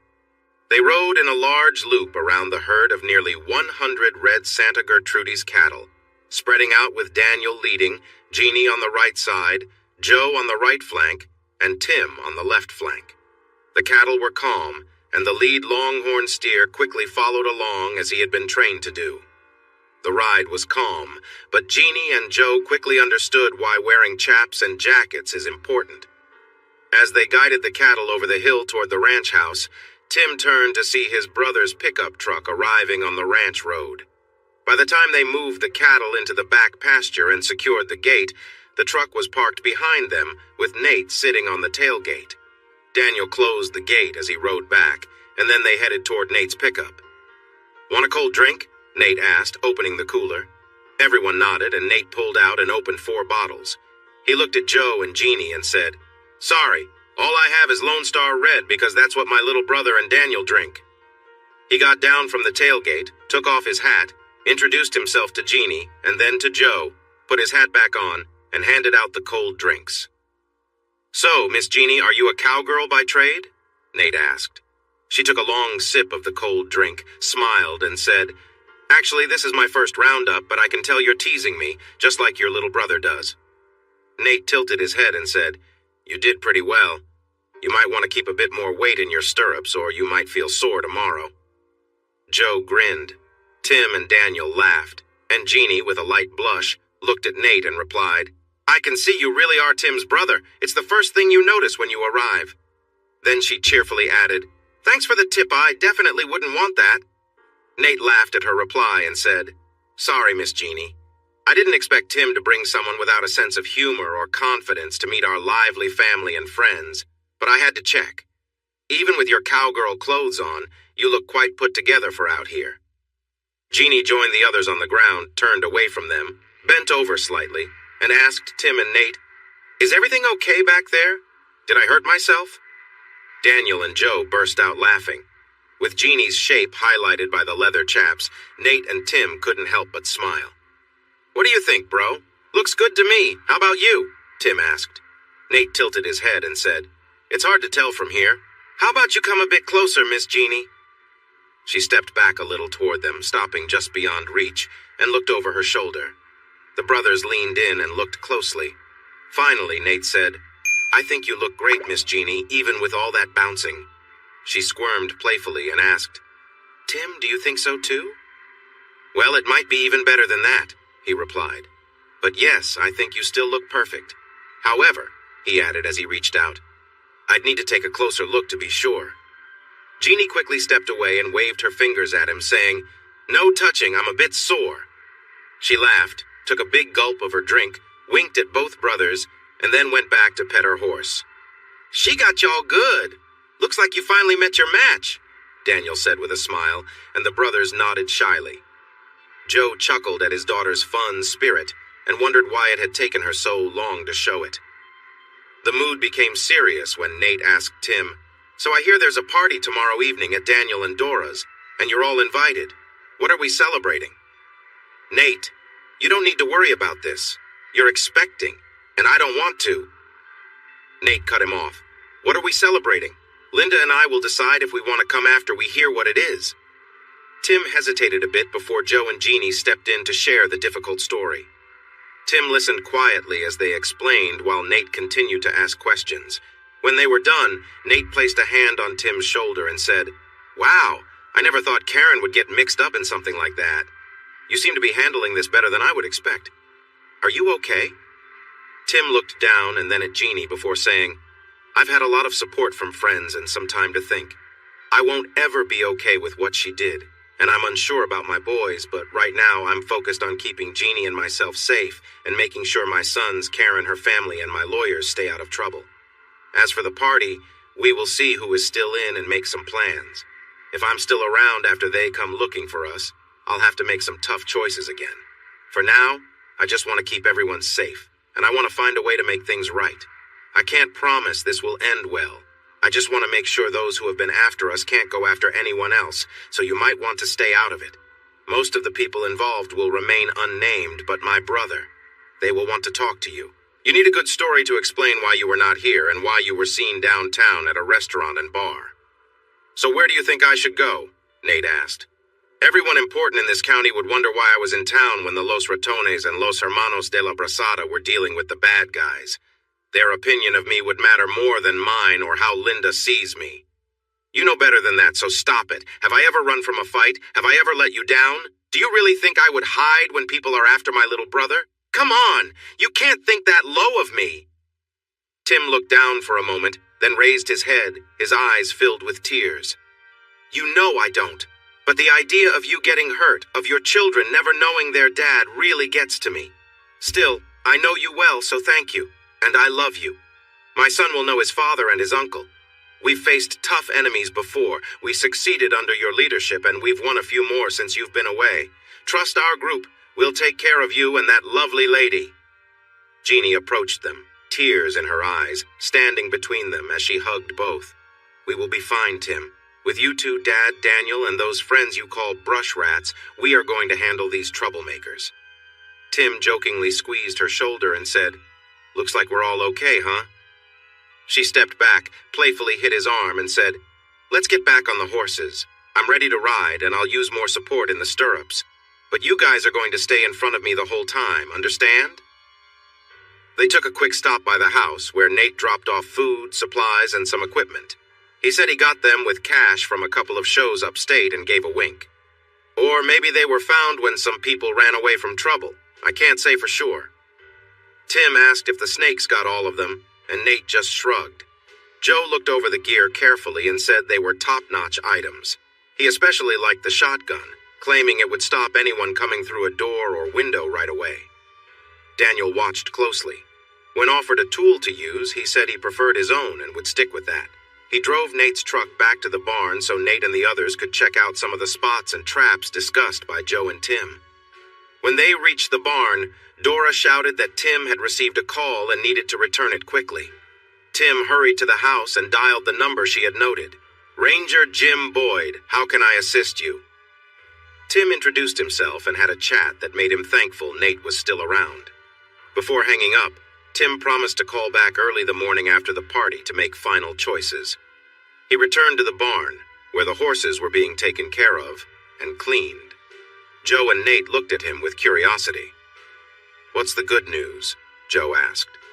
The ranger mentioned there are 2 officials elected statewide, a district judge, and 4 more lawmen involved. This includes high-ranking members of the State Highway Patrol and Rangers, plus 2 state troopers. He said the governor called it quite a mess when he found out. He also said that nearly everyone involved had issues with minors, but not Karen. However, one person had a connection with both Karen and Jennifer, as did the sheriff, who is already in custody. So now we understand how information was leaking out when the higher-ups were informed. "If that's the good news, what's the bad?" Joe asked. It turns out Benton and Rogers were involved with a client of Benton's who has ties to a Mexican cartel. They are uncertain about the number, but the cartel is supposed to be sending people to help them. He wants to cancel things, but unless there are many well-trained people coming in, I'm inclined to wrap this up sooner rather than later. What do you all think? Joe said he would support Tim's decision, whatever it was. Jeannie mentioned she would support her team, and Daniel shrugged. After some thought, Nate replied, "We don't want trouble with a cartel, but we need to put an end to this. Give me until the party. I'll find out what I can." Nate urged them to continue planning since their situation could change at any moment, and they needed to stay ready. He paused and jokingly commented, "Of course, I wouldn't mind seeing you in a less formal setup." Jeannie reacted with surprise and blushed, playfully hitting him on the shoulder. "Looks like the playful nature runs in your family, too." He laughed, kissed her on the cheek, and said, "You'd fit right in with the Kellys. You can hold your own against our teasing, and not many can." After enjoying carne asada tacos with lettuce, tomatoes, and guacamole at Dora's table, they thanked her for another delicious meal before heading to the house on the hill. The sun was setting in the west, and the evening air was becoming cooler.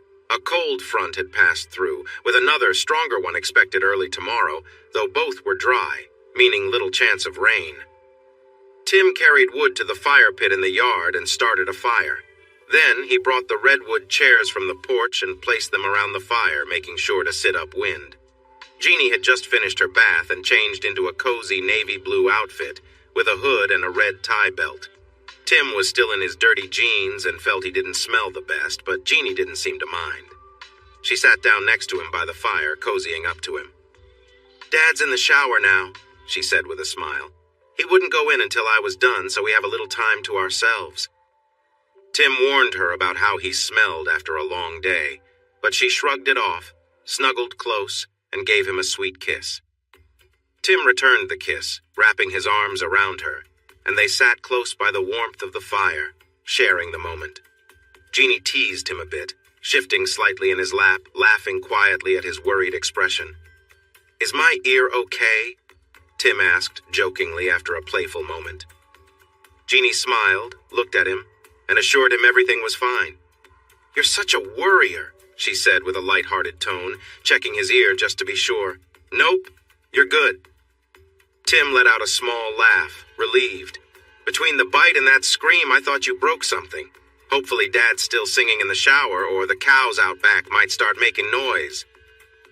They both chuckled together, and Jeannie gave him a playful tap on the shoulder before taking her seat beside him. The fire crackled as the cool night air settled in, and they enjoyed the peaceful moment in each other's company. When she turned around, both Jeannie and Tim saw their dad standing in the doorway with a serious look on his face. Jeannie blushed and stammered, "Dad, you're done with your shower already."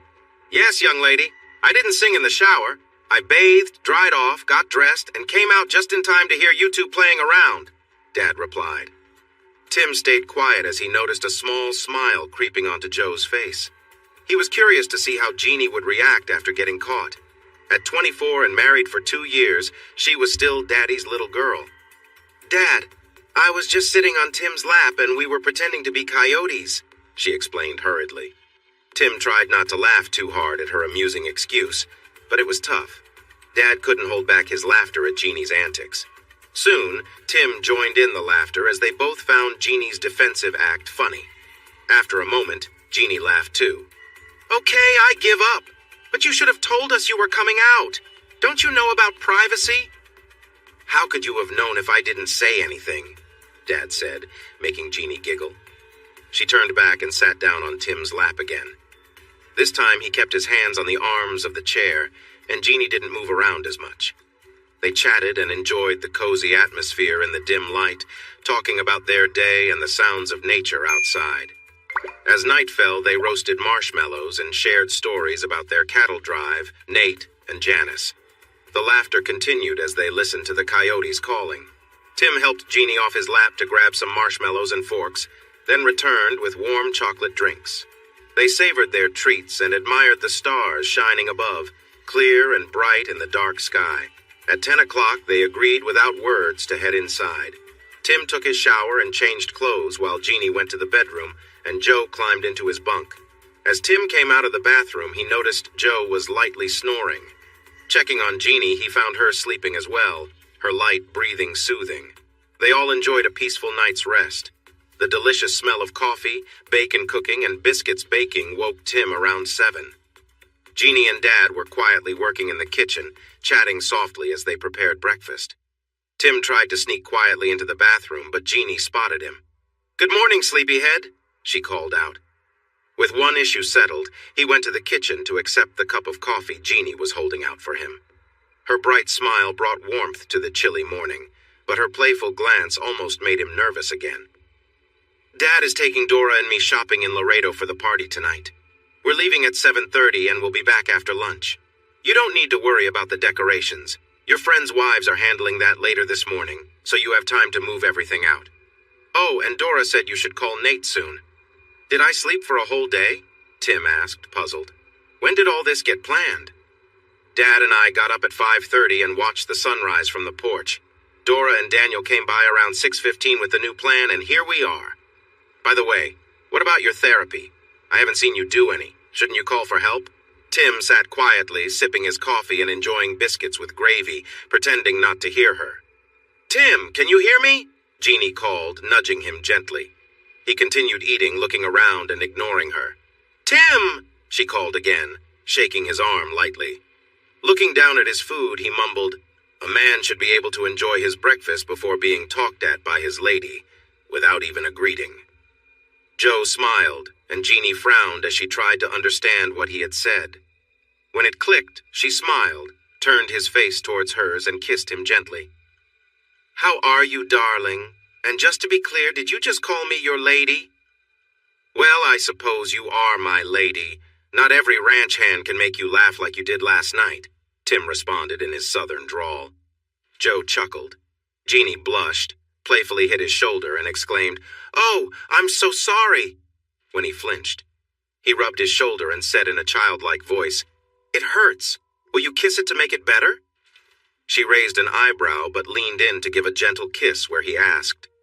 Tim then playfully pulled her onto his lap and kissed her more seriously. "Be sure to come back soon and don't spend all of Dad's money shopping," he told her as he let her go. She seemed a bit breathless after the kiss, as if she wanted more, even with Dad around. "No more kisses for you. It's almost 7:30. We'll have to see how nice you look tonight before I think about more kisses. Some of my old friends will be there, and they're very pretty." She playfully pushed him again, then covered her face and said, "I'm so sorry for hurting you." Tim laughed. "I was just teasing about it hurting. I think all the fresh air and exercise have made me feel great because I hardly feel anything anymore." "Best PT around?" Tim felt some improvement. His arm and leg were healing quickly, but they had more pressing issues to deal with. Tim got dressed and took the power wagon to meet Daniel and call Nate. Nate sounded excited on the phone. "You're going to love this, brother. Their friends aren't part of the cartel. They are those same wannabe gangsters we've dealt with before twice, actually, since you weren't there the second time. They can be dangerous, sure, but they aren't connected, not too bright, and not well-trained like real cartel soldiers. If we plan this right, we can stop them before they really begin. I'll be out with a couple of helpers in an hour. We're bringing some supplies and equipment. Can you run the irrigation well enough to overflow your tank and get some water in the creek between the hills? I'll explain more when I get there, okay?" "Sounds good," Tim said. Dora is out shopping with Jeannie and her dad, so you might want to bring something for lunch. Daniel has the brisket cooked for the party, but we have too much to do to stop for lunch. Nate suggested, how about a tray of enchiladas from Tio Mauricio's cafe, a salad, and some soda? I bet Daniel can find some tortillas, too. Tim agreed that sounded delicious, but they might need a nap afterward. Tim and Daniel turned on the irrigation well. The holding tank filled up quickly and water flowed out into the creek. After turning it off, they talked about Nate's plan. Tim started smiling as ideas came to him, and then they went to the equipment shed to clear out space for the decorating team. There was an oil spot under the tractor, so Daniel used cat litter to soak it up. Then he pulled tables and chairs out of the storage building.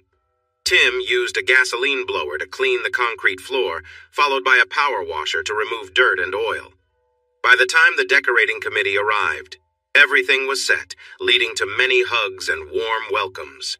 Tim recognized everyone, having known some of them well before they got married, and there were some friendly hugs exchanged.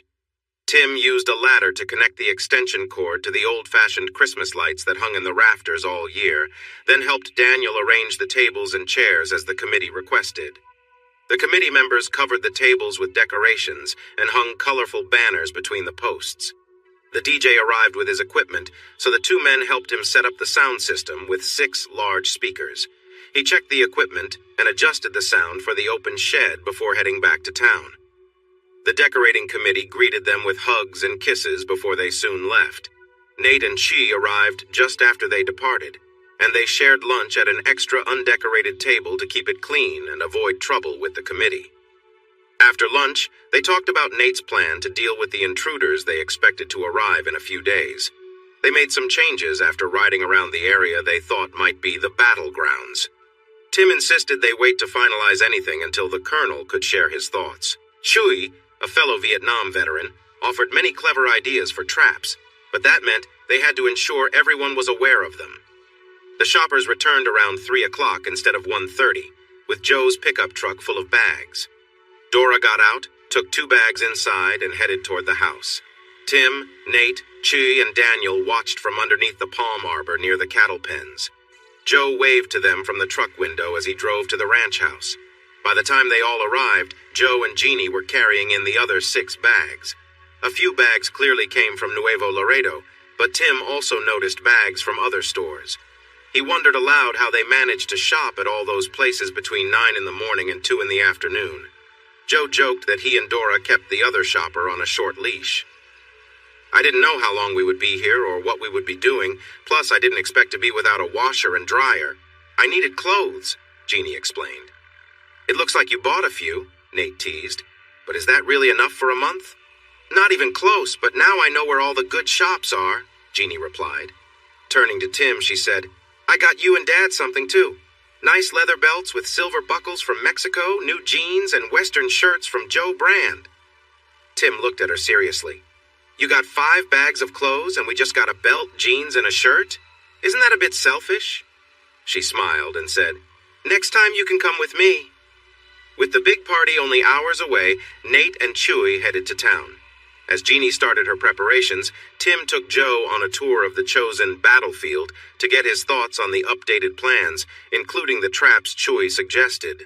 Like Chewy, Joe was a Vietnam vet and agreed that traps would be helpful in guiding the enemies into a designated area, adding a couple more ideas of his own.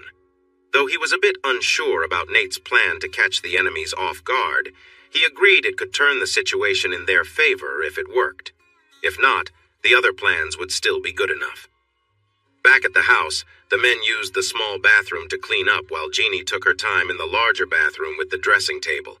When Tim walked out in the new clothes Jeannie had bought, he and Joe burst into laughter, pointing at each other in joyful surprise. Joe's shirt was black with shiny gold and silver patterns across the shoulders and back. Tim wore a white shirt with green vines and bright red roses, and even the cuffs had rose designs. Once they settled down, they opened 2 beers, sat at the table, and joked about their outfits. They had clicked right away, but had grown even closer over the past few days. Maybe it was their shared affection for Jeannie, but mostly they simply enjoyed each other's company. As they sipped their drinks, they heard the door creak open. They both turned to see Jeannie making her grand entrance. And it was indeed something special. Her honey blonde hair flowed down to her shoulders, and her cheerful face had a light touch of makeup, with bright pink lips. Her dress was a mix of vibrant colors, pink, blue, green, and yellow swirling beautifully. The dress had an elastic top that sat comfortably on her shoulders, with white lace accentuating her waist and hips. The skirt flared out elegantly, ending a bit above her knees. Her shiny sandals drew attention to her graceful legs and pretty feet. She wrapped a white shawl around her shoulders, saying it would keep her warm as the night went on. She spun around playfully, showing off her dress, and asked with a smile, "How do I look?" It was clear Tim and Joe were both captivated by her appearance. "Jeannie, you must have picked that up while you and Dora sent me to order lunch," Joe said, trying to sound serious. "As lovely as it is, I'm not so sure about it for my youngest daughter." His stern face couldn't hide the smile in his eyes. Tim quickly disagreed, saying, "Sorry, Dad, but I think she looks fantastic." Jeannie beamed and twirled again, playfully teasing with a mischievous smile. "Are my guys ready to go? You both look great in your new clothes." "I can hardly wait to show you off." "You mean you want to show yourself off, right?" Tim replied. "It's going to be a scene when you arrive fashionably late," he said, checking his watch. "And I'm telling you now, I won't be fighting off a bunch of people to keep you safe, so please don't drink too much and flirt." Jeannie started to leave, playfully swaying her hips. "Oh, I can't help it if guys think I'm cute and want to talk to me." "Dad, this is your daughter. Can't you handle her?" Tim pretended to plead, and they both laughed. He had a feeling tonight would be interesting. He wondered if his dad had ever seen Jeannie in that tight electric blue dress before. Joe parked right where Dora had saved a spot for him, next to the shed, with the passenger door facing a crowd of people chatting away. Some noticed the new truck, but most continued their lively conversations. Jeannie waited for Tim to open her door and help her down from her dad's tall truck. Normally, she would have jumped right out, but tonight was special, and she wanted to make a good impression on Tim's friends and past flames. Theodora had told her that arriving in eye-catching party attire would grab their attention, and then it was up to her to impress them. She smiled as the chatter around her softened, and all eyes turned toward her and Tim. Tim looked amazing in his tight jeans and fitted shirt, with a black hat and boots. The shiny belt buckle drew attention to his flat stomach. Jeannie held onto his arm a little tighter, enjoying the moment. Dad stepped back, letting his daughter take the spotlight and thinking that maybe the princess was still around, at least a little bit. The next half hour was a mix of meeting new people for Jeannie and reconnecting for Tim and Joe. They laughed at each other's outfits, realizing they fit right in. Jeannie knew her look was working, just like Dora said. Nate wasn't as tall as Tim, but Jeannie thought he looked good in his cowboy clothes. His wife, Linda, was stunning, too. With wavy hair and a figure that looked like a model's, she drew attention with her long legs. Jeannie felt a bit envious of Linda until Linda expressed her admiration for Jeannie's looks, calling her beautiful and complimenting her figure. They quickly became friends, walking off together as Linda insisted that Jeannie meet her friends and share all about her and Tim. "Together again," Nate said with a grin, linking his arm with Tim's. They walked over to a group of men standing by the keg, and Nate kept teasing his wife. "You need to catch up with all your brothers, cousins, and brothers-in-law, and I want to hear all about you and Jeannie." Tim nudged him playfully, and they both laughed as they approached the kegs, where their old friends greeted them warmly. About a dozen men were gathered around the kegs, while an equal number of women surrounded Jeannie at the punch bowl filled with Cheetah's well-known Caribbean rum punch. She claimed the recipe was from her grandmother, but anyone who tried it felt sure it had been made by pirates who enjoyed their rum a little too much. It tasted great, but could easily make anyone dizzy after just a couple of cups. Tim noticed Jeannie was busy chatting and drinking happily, and he worried about her. "Does she handle her drinks well?" Nate asked Joe when he joined them. "She looks so small and is drinking that punch like it's nothing." Joe shook his head. "Not really, but she tends to drink a lot when she feels shy, and she's been nervous all day, so keep an eye on her." "There are plenty of eyes on her, right, guys?" Nate asked the men nearby. They all agreed, saying they would watch over her all night, and smiled at Tim. Someone called out to Jeannie and Linda, and all the ladies smiled and waved as they refreshed their drinks and moved to join the men. Tim found it hard to say if Jeannie was already feeling the effects of the punch, or just enjoying the lively atmosphere and meeting new people. He heard a whistle, turned to see Daniel waving at them, asking for help with the ice chests full of brisket. Daniel and his team had been checking on the briskets and adding sauce all afternoon, letting them rest for a few hours in the chests, wrapped in butcher paper. It took 2 men to lift each 64-quart chest, and there were 3 chests full of brisket. That was more than enough for the night, leaving plenty for guests to take home, true to the hospitality of South Texas. The brisket was placed on a cutting board at the end of a long table filled with covered dishes brought by guests. Daniel started slicing it, asking each guest if they preferred it moist or trimmed. The Kelly boys, Linda, Jeannie, and Joe, waited until last, standing by the line to greet and chat briefly with each of their 80 guests before filling their plates with food. Dora stood behind the table, ready to bring out more of anything that ran low from a hidden table behind her where extra food was stored. Jeannie had won over many of the women, and the men were drawn to her just by being nearby. Tim knew she was already accepted by the group. After all, Linda treated her like family, and she was with him, which made it easier for everyone. What he wondered was how she described her relationship with him to all the women. He hadn't shown much affection, yet everyone acted like they were together. This made him think, why haven't people mentioned Karen? He figured that Nate, Linda, Dora, and Daniel held the answer. The meal was fantastic. Daniel was an excellent cook, and Dora's special sauce was different from what they usually had in Central and South Texas. The dishes were tasty and unique, especially Dora's frijoles borrachos, packed with secret ingredients that created flavors no one could quite explain. As soon as the first guests approached the dessert table, the DJ played cheerful music, and before long, Mexican polka music filled the room while everyone danced. Jeannie and Linda swayed in their seats, looking at their partners with playful eyes, so the brothers stood up and took their hands. After a few polkas, the DJ introduced a country song, and couples shared warm smiles and hugs. Jeannie looked up at Tim and rested her head on his chest, holding onto his waist. They danced quietly while others smiled at them. She smelled wonderful, moved gracefully, and they danced as if they were one. But when he felt her closeness, he couldn't help but react. She noticed and raised her eyes to him with a playful grin. As the song ended, he held her close and whispered, "You started this. You need to keep it under control." A new slow song began, and she wrapped her arms around his neck, leaning back a bit while being close to him. She tilted her head slightly, gave him a sweet smile, and asked, "What do you mean, Tim? I thought we were just work friends with a shared problem. Surely a colleague and friend wouldn't make me feel this way." "I may have downplayed our relationship a bit," he said. "A bit?" she replied. "Well, maybe more than a bit," he admitted. She leaned closer and asked, "So you mean it's more than just a little true? Do you really like me a lot but can't say it?" "That's right," he whispered. "But we're both married, and I don't want my friends to misunderstand us." "I wouldn't worry. Your friends already know about us. It's pretty well known. As your old girlfriend said, if 2 people agree on something and one breaks the agreement, it's no longer valid. They accept that our marriages are done, and they seem happy I'm not out to hurt anyone." She cuddled up to him as they danced.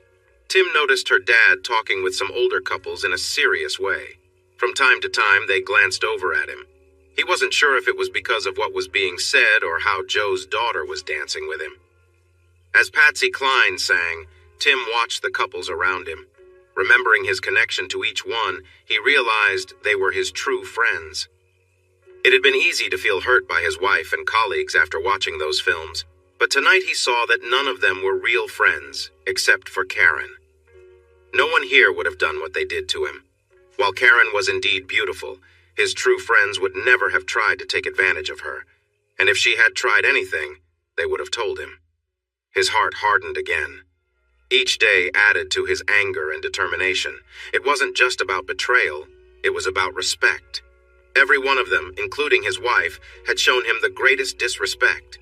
Even worse, Karen disrespected her own family and broke the promises she made in front of so many people. Now, seeing how well she was caring for their children, his determination to leave her hurtfully had softened. However, he realized that none of the women here tonight would treat him the way she had. With that thought, his resolve grew stronger. Jeannie seemed to sense his inner conflict. She hugged him tighter and whispered something against his chest that sounded like, "I care about you." He hugged her back, whispered the same into her hair, and looked over at her dad and the others. They were no longer there. He danced Jeannie around in a circle to look at the whole shed. He didn't see anyone there, but he noticed a new fire burning in the calf pen. "It's time, sweetie," he said to the blonde angel in his arms. "We need to have our meetings." She let go and looked up at him. "You and Dora explain things to the women. I'll talk to the men. Make sure they understand we can't say when or how many, but we need to be ready starting tomorrow afternoon. Anyone could be in danger because of Los Diablos, and they must know the risks. Some of their men have been linked to the 3 events that happened over the years, and at least 2 were among the girls rescued from being taken away. Help them see this. Tell them what they need to know about the people who have been trying to harm me and take you away, but help them truly understand the danger. We don't want to lose anyone because they weren't paying attention." Jeannie stepped back. Tim nodded at the DJ, who stopped the music and asked the women to stay in the shed while the men moved to the cattle pens. He got up and followed Tim, while Jeannie went to the center to meet Dora. Once all the men were gathered in the calf pen around the fire, Tim called Nate, Joe, Chuy, and Daniel to join him, and Choi brought his younger brother Abel over. Tim quickly explained what was happening and said that anyone with other duties could leave without any issues. No one moved. He nodded and continued, this time giving more details about who was involved and why. He admitted they did not know when the situation would become serious or how many they might face. They needed to be alert and ready for an unknown number of days. He emphasized that because of Los Diablos, some or all of them could be at risk, as could their families, and he told them the women were being informed about this in the shed, too. As for planning, he asked Nate, Joe, Chi, and Daniel to share their ideas. Nate presented the plans, Joe added more details, and Chi and his brother discussed the traps and materials they would need. Daniel talked about his role, focusing on communication before, during, and after the event. He turned to the 2 deputies who were off duty and not in uniform and asked them to explain what they would do. Jose nodded to Jesse, who replied, "You all know Miguel, and he knows you, but neither the sheriff's office nor state law enforcement will step in until something happens, and that could be too late. He asked us to follow the law, but more importantly to respect what the law is meant to do, which is to protect people from criminals. His office and other law enforcement agencies are worried about the rumors they are hearing. Rumors have spread about a troublemaking gang in South Texas that has been involved in plans to harm and kidnap people due to a long-standing grudge. Starting tomorrow, one of us must be here at all times, driving cars without markings and equipped with top-notch radios. If any intruders come onto the ranch, we will communicate in code via the radio and help protect those in danger. Other deputies will be stationed along the roads leading here to alert us if they see anything unusual. My friends and brothers, now we stand united. We must safeguard our families and friends from these wicked men. This is our land, and these are our people. Timoteo has protected us and our loved ones from danger before, and Nate and Choi have led us to victory against them. Now we come together again to defend ourselves and our community, to rid ourselves of the evil for good. We are Los Ratones de la Brazada."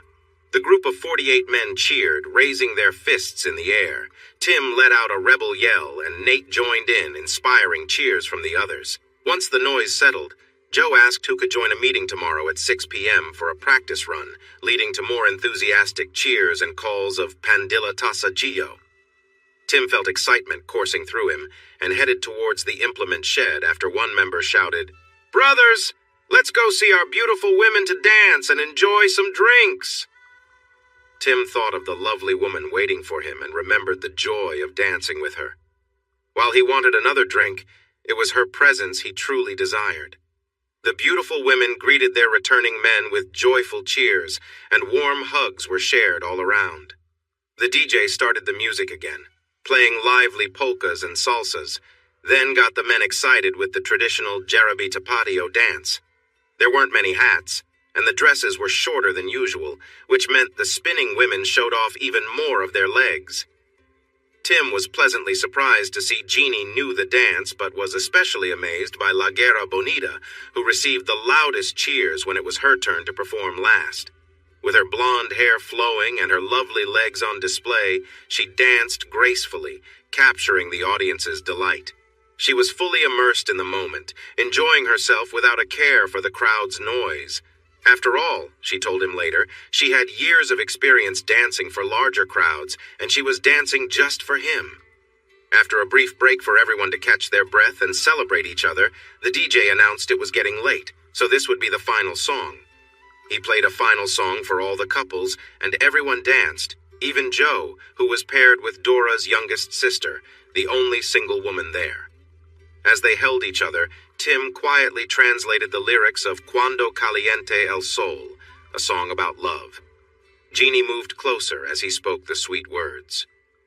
When the song ended, she looked up at him with dreamy eyes and softly said, "I want to be with you."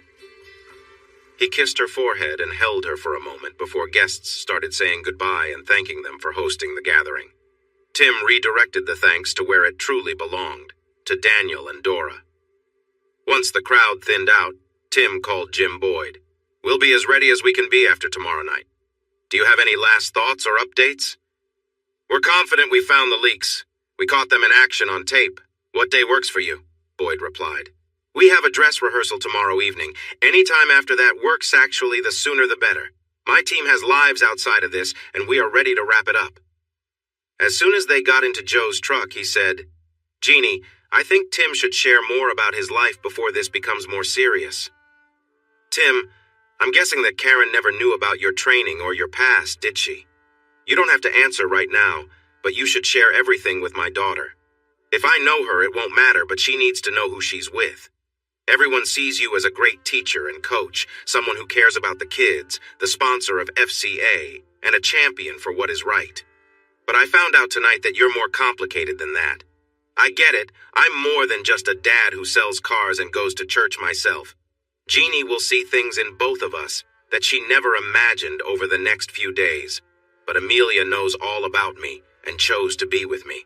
You should give Jeannie that same chance to choose." "Yes, sir, I agree. I'll talk to her tonight or tomorrow if that works better," Tim replied. "I'm staying with Chi and Imelda tonight.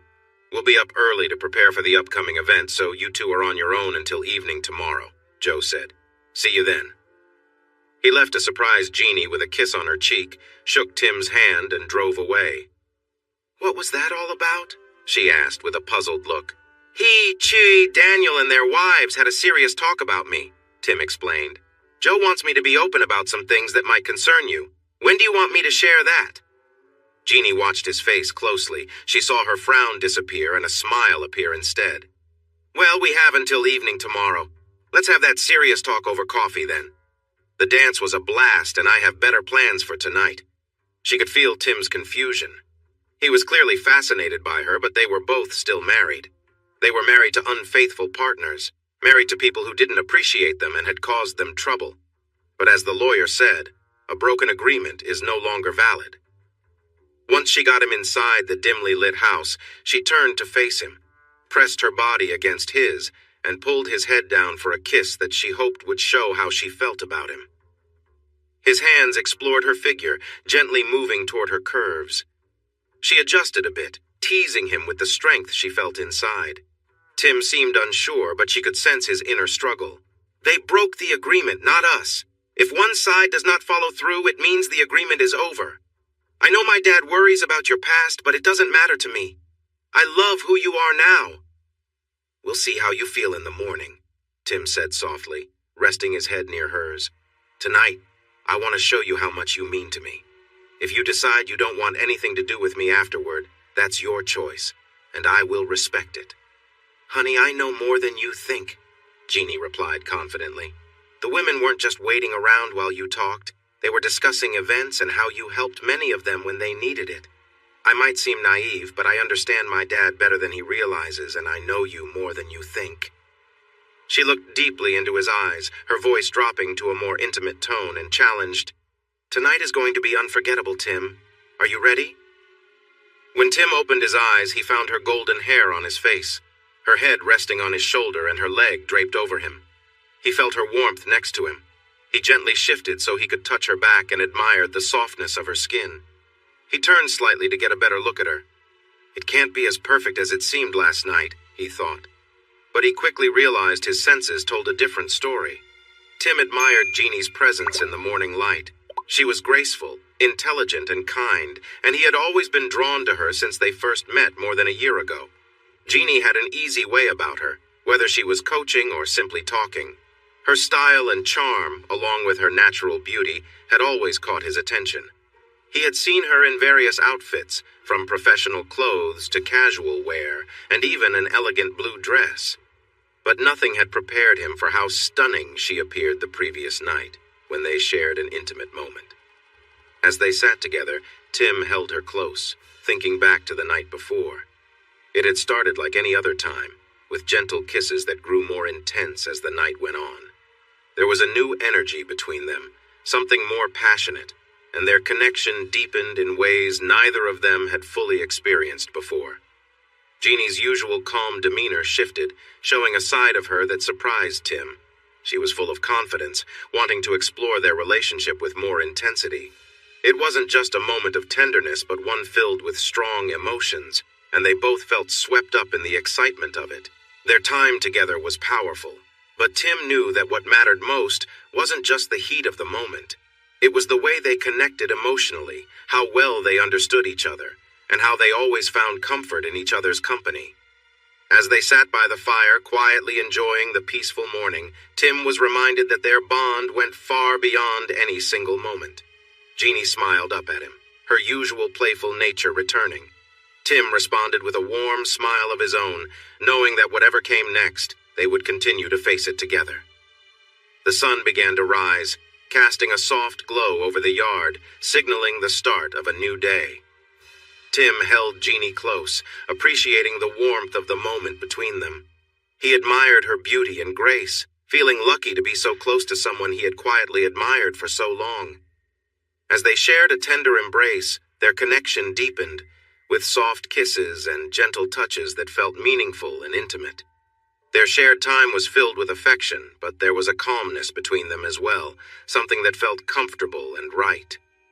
Tim kissed her softly, letting the moment unfold naturally, enjoying the closeness they had built over time. Jeannie smiled warmly at him, her eyes reflecting the care and trust they had in each other. They sat together, enjoying the simple pleasure of being near one another, letting the peacefulness of the night wrap around them. Tim couldn't help but feel a deep sense of appreciation for her, not just for how she looked, but for who she was, a kind, intelligent woman who had been a constant in his life for over a year. As they spent time together, the connection they shared felt like more than just attraction. It was built on mutual respect and understanding. Tim held her hand, and they both relaxed into the quiet of the evening, grateful for the time they could share in such a peaceful way. Their bond grew stronger in those moments, not through words or actions, but simply by being there for each other, enjoying the warmth of their friendship and the trust they had built over time. The evening passed gently, with the soft glow of the fire lighting their faces, and the night surrounding them with its calm embrace. She sighed softly and tried to pull him closer, but he held back gently. He moved down her left leg, placing soft kisses along her thigh and then under her knee, before continuing down to her boot. He took off her boots and socks, then massaged her feet while kissing each toe. Her eyes were dazed, focused straight ahead as if in a dream. As he shifted to her right leg, he took his time, drawing out the moment. When he began kissing his way up her thigh, she begged, "Please, Tim, I can't wait any longer. I'm so ready, just stop teasing." He looked up at her and said, "Now you understand how I felt waiting while you crossed and uncrossed those lovely legs, or leaned over my shoulder in the office. You know what you've done. Tonight, I want to make it right." "No, Tim, I need you now," she pleaded. "I've wanted this for so long. It's been 18 months.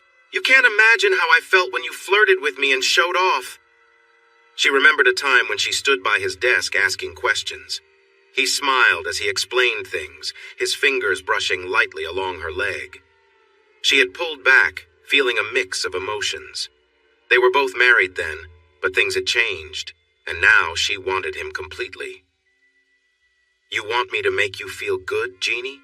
he asked playfully. You want me to kiss you until you can't take it anymore?" Her breath caught when he touched her, and her body responded eagerly. "You're feeling brave tonight, aren't you?" he teased. "Just for you, please," she whispered. Her voice faded as he continued his gentle caress, and her entire body reacted as he touched her in ways that made her heart race. A sound of joy escaped her lips, and in that moment, everything else faded away as she felt overwhelmed by the connection they shared. Eventually, she relaxed, resting against the table, feeling safe and content. Tim admired Jeannie, taking in the quiet moment. She was still and relaxed, a peaceful calm after an intense connection. He gently held her, feeling her heartbeat slow and steady, and smiled to himself, proud of the bond they shared. They had spent the evening together, growing closer in ways that transcended words, a connection that was built on mutual trust and understanding. He called her name softly, checking to make sure she was okay after the overwhelming emotions they both experienced. She didn't respond immediately, but Tim knew she was fine, just resting, worn out from the intensity of their time together. He let her rest for a moment longer, watching over her with care. After a few quiet moments, she stirred slightly, and Tim gently lowered her legs, making sure she was comfortable. He was proud of how close they had grown, and he knew that what they had was special. He chuckled softly, thinking about how much they had shared. As Jeannie opened her eyes, still looking a bit dazed, she whispered, "Not here. Let's go to your bed. I think I bumped my head." She gave a soft laugh, clearly exhausted but content. Tim helped her up gently, guiding her with care. He smiled down at her and said, "Let's make sure you're comfortable." With that, he led her to a quieter, more comfortable space where they could rest and enjoy the calm after an emotional evening. In that quiet room, the two of them found peace, knowing that their bond had deepened in a way neither had expected. The night had been intense, but it had also been filled with respect and understanding, something they both cherished deeply. They lay down together, simply enjoying the comfort of each other's presence, ready to face whatever came next. Tim noticed how close Jeannie was to him, and the intensity of the moment filled the room. He held her gently, helping her feel at ease as they moved together. Their connection was strong, and the way they communicated without words made it clear how much they trusted each other. Tim was careful, making sure that everything was comfortable for her. Jeannie responded, though she was a bit overwhelmed by the closeness of their bond. She let out a soft sigh, showing how much the moment meant to her. They moved in sync, both fully present and in tune with each other's emotions. Tim adjusted, making sure she was at ease as they continued, their rhythm steady and calm. When the emotions became too intense, Jeannie let out a quiet gasp, leaning into him for support. Tim held her securely, smiling gently as she adjusted to the closeness. He could see how much they were both enjoying the moment, but he made sure to go slowly, keeping things easy and respectful. Afterward, Tim helped Jeannie to the bed, ensuring she was comfortable. She rested for a moment, clearly happy but a bit worn out from the experience. When she stirred, she smiled at him, her eyes reflecting the trust and care they shared. Tim lay down beside her, wrapping her in his arms, and they both relaxed into the quietness of the evening. The connection they had built was strong, and they knew this bond was about more than just physical closeness. It was about being there for each other in every way, understanding and mutual respect. As they lay there, the room filled with a peaceful calm, and they enjoyed the quiet together, knowing that their relationship had grown even stronger in those moments. Tim held Jeannie close, feeling the intensity of the moment as they shared a deep connection. Their closeness had grown stronger, and Tim admired her with a sense of appreciation for the bond they had formed. He marveled at the way they were able to understand each other without words, simply enjoying the time spent together. As the intensity grew, neither of them was focused on anything but the warmth of the moment.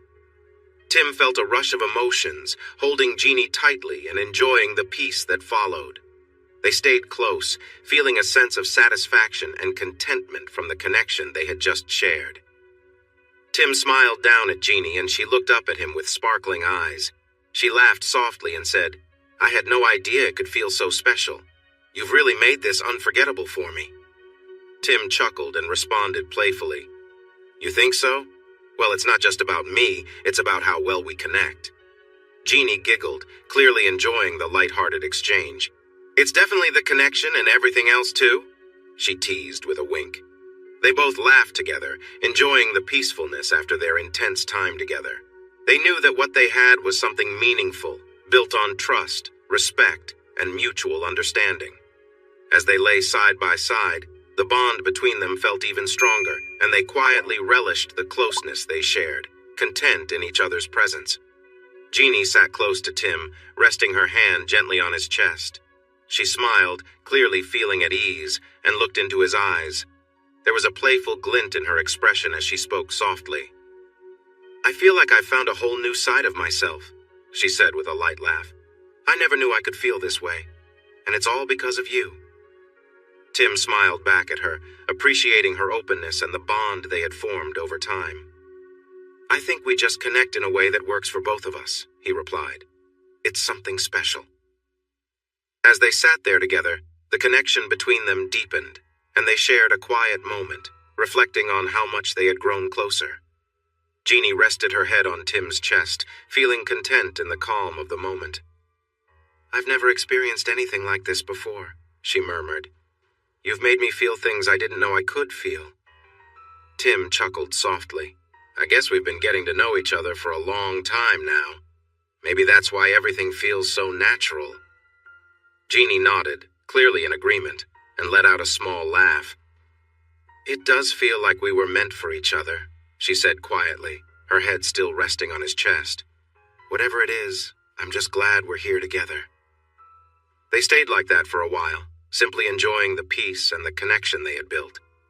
Their relationship felt strong, full of mutual respect and understanding, and they both knew that what they had was something special. As the night grew quieter, they rested together, feeling completely at ease, knowing that their bond was built on more than just physical closeness. It was something real, and it was theirs to cherish. Tim looked at Jeannie with a serious expression, but kept his tone playful.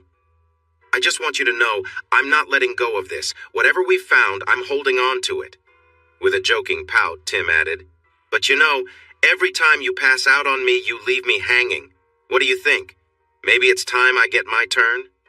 Jeannie couldn't help but laugh at his mock complaint. All right, big guy, I'll try my best, she teased. Even if I can't keep up, you just do what you need to, okay?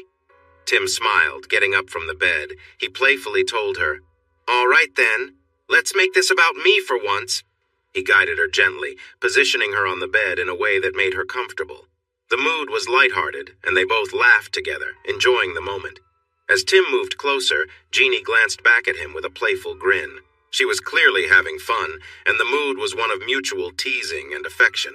They shared a moment of closeness, filled with trust and understanding. Tim gave her a playful tap, and Jeannie responded with exaggerated squeals, pretending to be hurt. They both laughed, the lighthearted atmosphere filling the room. The teasing continued for a bit, with them both exchanging smiles and laughter, showing how comfortable they had become with one another. After a while, they settled into a more relaxed moment, sharing a quiet connection. Tim wrapped his arms around her gently, and they both enjoyed the closeness without needing to say much. The night was peaceful, filled with warmth and affection, as they held each other close, feeling content and at ease. Their bond had grown even stronger, built on trust, understanding, and mutual care.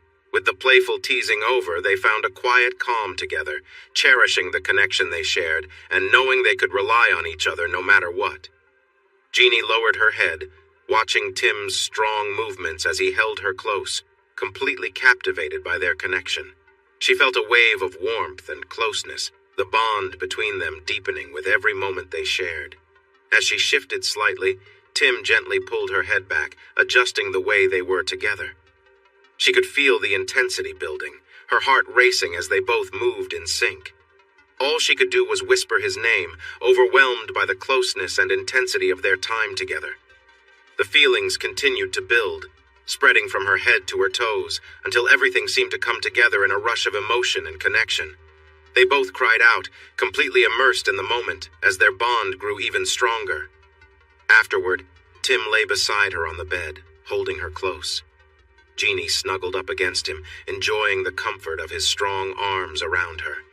She whispered his name, telling him how much she loved the way they connected, how special he made her feel. Tim smiled, teasing her a bit, saying she was the most beautiful woman he had ever known. Jeannie playfully elbowed him, laughing at his teasing. "So that's all I am to you?" she joked, pretending to be offended. He laughed, kissing her gently. "You know I'm just teasing," he said. "You're the best, and I love you." She couldn't help but smile, feeling warm and happy. Okay, she said with a playful sigh. "But I'm not going to put up with your teasing all morning. I'm going to make us some coffee." Jeannie got out of bed and gave him a playful look before heading toward the kitchen. As she walked away, Tim smiled, watching her with admiration. Before she left the room, Tim called out, "Hey, don't forget to grab some cleaner for the table. We made quite a mess last night." Jeannie turned to look at the table, her eyes widening as she realized they'd have to clean up. She gave him a playful look of mock horror, knowing they'd have a good laugh about it later. Together, they had shared an unforgettable night, and as they moved into the new day, they knew their connection would only grow stronger with time. She felt embarrassed and a little strange, but there was something about that feeling she found enjoyable. She quickly made some coffee and returned to the bed. "Since all you care about is how I look, I guess you should be with me again. If you can," she teased. He lay on his back under the sheet and told her, "I will always be here for you. I care about you." She kissed him eagerly. One hand touched his back while the other explored her own body. "Ow! Now I feel sore. Maybe we should drink that coffee now," she suggested. He moved closer, and they shared an intimate moment together. She moaned softly, feeling a rush of sensations. After a while, they both relaxed, feeling a mix of exhaustion and satisfaction. After some time, she got up and went to the bathroom to shower. He attempted to follow, but she closed the door and said, "No more of that, I need a little time. Please take your shower in the other bathroom and let me be," she said playfully. He heard her laugh and then the water started running. He decided to take his own shower. By mid-morning, they poured their first cups of coffee and felt very hungry. "Should we have breakfast or go right to lunch?" Tim asked. She glanced at the clock and decided lunch would be better. Tim went to his truck and brought back some brisket Daniel had put in the cooler earlier. Tim had seen him pack it along with some lettuce, tomatoes, and a jar of salsa. A pack of flour tortillas was resting in the sun, so they had everything needed for brisket tacos. The tacos and coffee were just what they needed, refreshing them. After cleaning up the table, Tim poured fresh coffee for both of them and invited her to sit with him at the glass table on the porch. Once they were settled, he asked, "Do you want to hear my life story, or do you have questions you'd like to ask?" Jeannie looked at him closely and replied, "You are the kindest person I know, always there for your friends and family. Everyone loves you for it. But when someone threatens your loved ones, you can be tough and unyielding. You are the best friend and the strongest foe anyone could have." That's what I was told. What else can you add? A lot of detail. That's the gist of it, but it doesn't really show the whole picture. Saying someone is hard as nails doesn't truly convey what it feels like to confront a person who has done terrible things to the girls he's harmed. It doesn't capture the scene where the place filled with those who hurt others is engulfed in flames. You can't hear the panic as people rush out, confused and desperate. You don't hear the feelings of those who survive, or their cries when they understand that sharing what they know won't save them. Describing them as hard as nails, unforgiving, and dangerous is fair, but doesn't tell the full story. So, Jeannie, if you want the details, I'll share them. I owe you that respect, and you need to know what you might face if you stay with me after the coming trouble. I realize that once you hear the details or see me act, you might decide you don't want to be with me anymore, and I will respect that. It will hurt, but I'll understand. My friends are right. When someone does wrong to me or the people I care about, something inside me turns cold. I feel angry, but my heart becomes still. I can be fierce and unyielding. My father says it comes from my Irish, Scottish, and Viking roots. I don't know if that's true, but from what I've learned about my background, I, like them, have a warrior spirit. I never told Karen because I didn't want her to see me that way. I didn't want to scare her by showing that I can become someone fierce. Unfortunately, you have been warned, and you might see that side of me soon. I can't hide it from you, hoping that I won't have to show that side again like I did with Karen. Your dad knows, and he understands. He has his own experiences. It worries him, but he knows he and your mom have built a good life despite his past. That doesn't mean we will, but at least we have a good example. Regardless, I will cherish every moment we have, whether that's just a day or two more. I'll care for you no matter what, even if it means from a distance. Jeannie's gaze stayed steady as she listened. She reached out, gently touched his cheek, and said, I already see your heart, Timothy. I won't back away from the struggle, and I trust you to always treat me, our family, and our friends with kindness. I'm not afraid of what comes next or how you might act. We became one last night, and we will stay that way. Mom shared stories about Dad's time in the Army. She said he did things in the war he wasn't proud of, but it was necessary. Helping those girls who had been taken and harmed was part of war. When the enemy comes with plans to hurt you or take me away, that is also a part of war. You have to do what is right to protect yourself. I have a question for you, Tim. Am I strong enough for you? This worries me. I should have stood up to Larry long ago. I should have told him to leave me alone when he got angry because I was talking to one of his friends. When we got married, I should have spoken up when he kept me from my family. I should have asked for help when he hurt me and said it was my fault. I felt weak then, but now I promise I will stand up for myself. Maybe that makes me a bad person too. I don't know. I just know that I get strength from you, and I hope I'm not taking too much from you in return. Tim smiled and gestured for her to sit with him on the soft love seat by the wall. He pulled her onto his lap when she got closer. She faced him, curled up against him, wrapped an arm around his shoulders, and kissed him deeply. After her bath, Jeannie wore a short, off-the-shoulder yellow dress with pretty designs, and she had cute sandals on. She seemed to have chosen to skip wearing anything underneath. Tim's hand gently moved along her leg. She broke the kiss, adjusted her dress, and pulled him closer. Hey, can you two take a break? Nate called out. It's entertaining, and Jeannie looks amazing, but we have serious things to work on. Take a short break, go talk to Nate, and let's make important decisions before the coop meeting.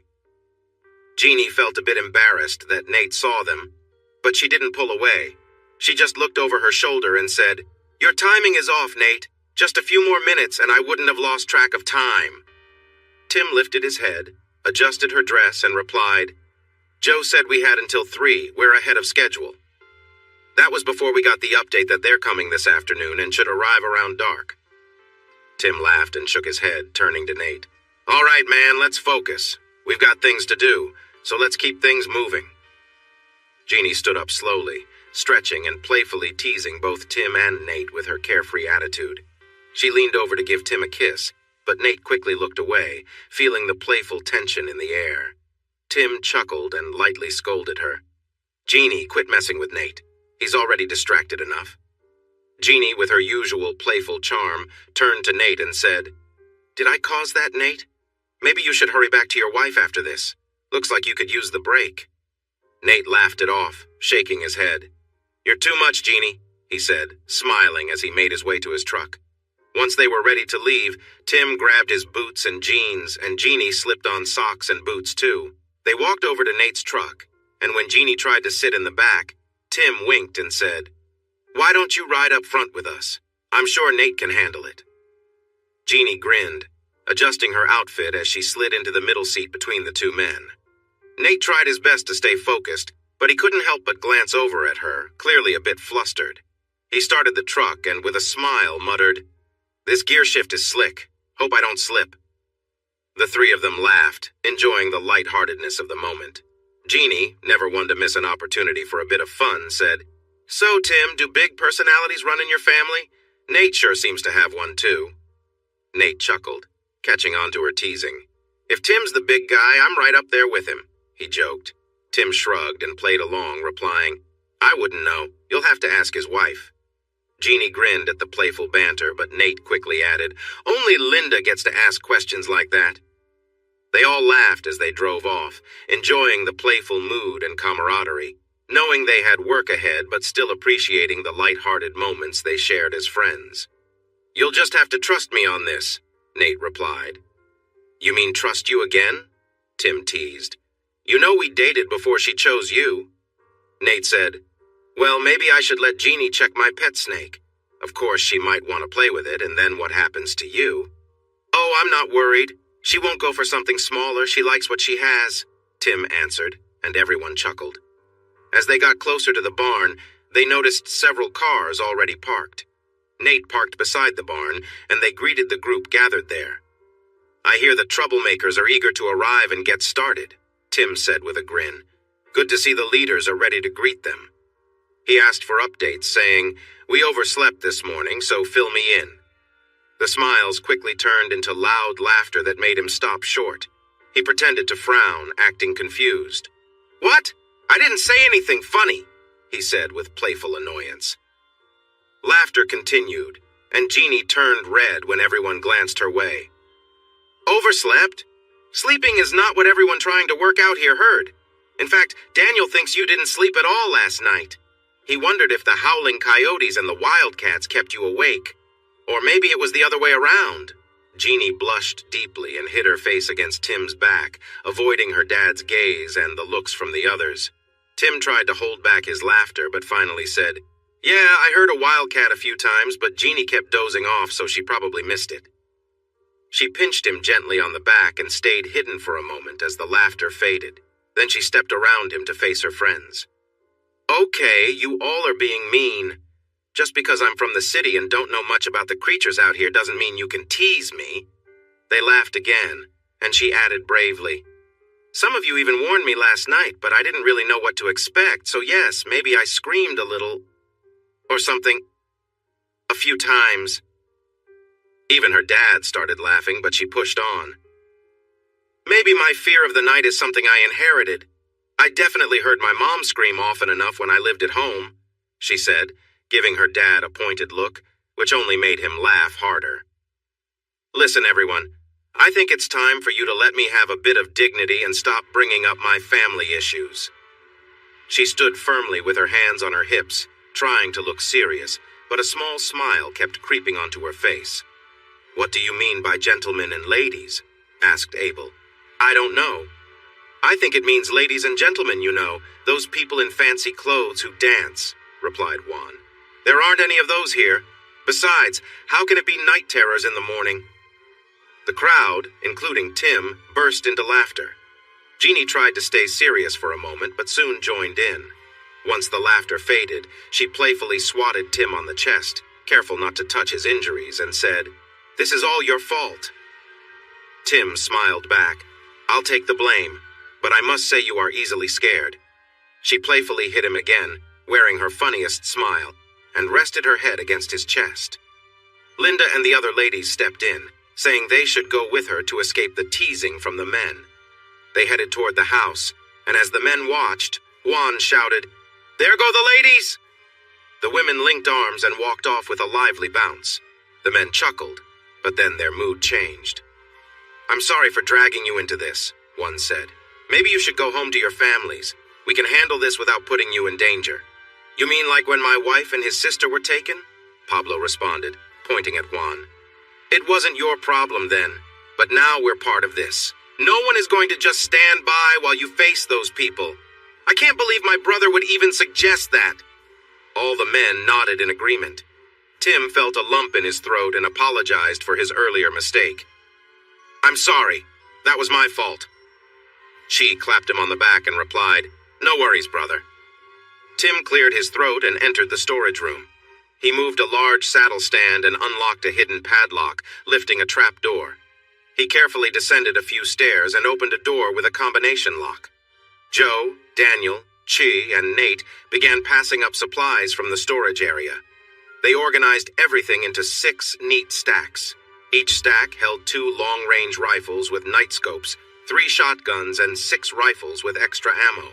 They also brought up a launcher for special devices. When Tim emerged after closing everything, he noticed his friends looking astonished. Wow, Tim, you've been working hard. When did you get the new equipment? Nate asked.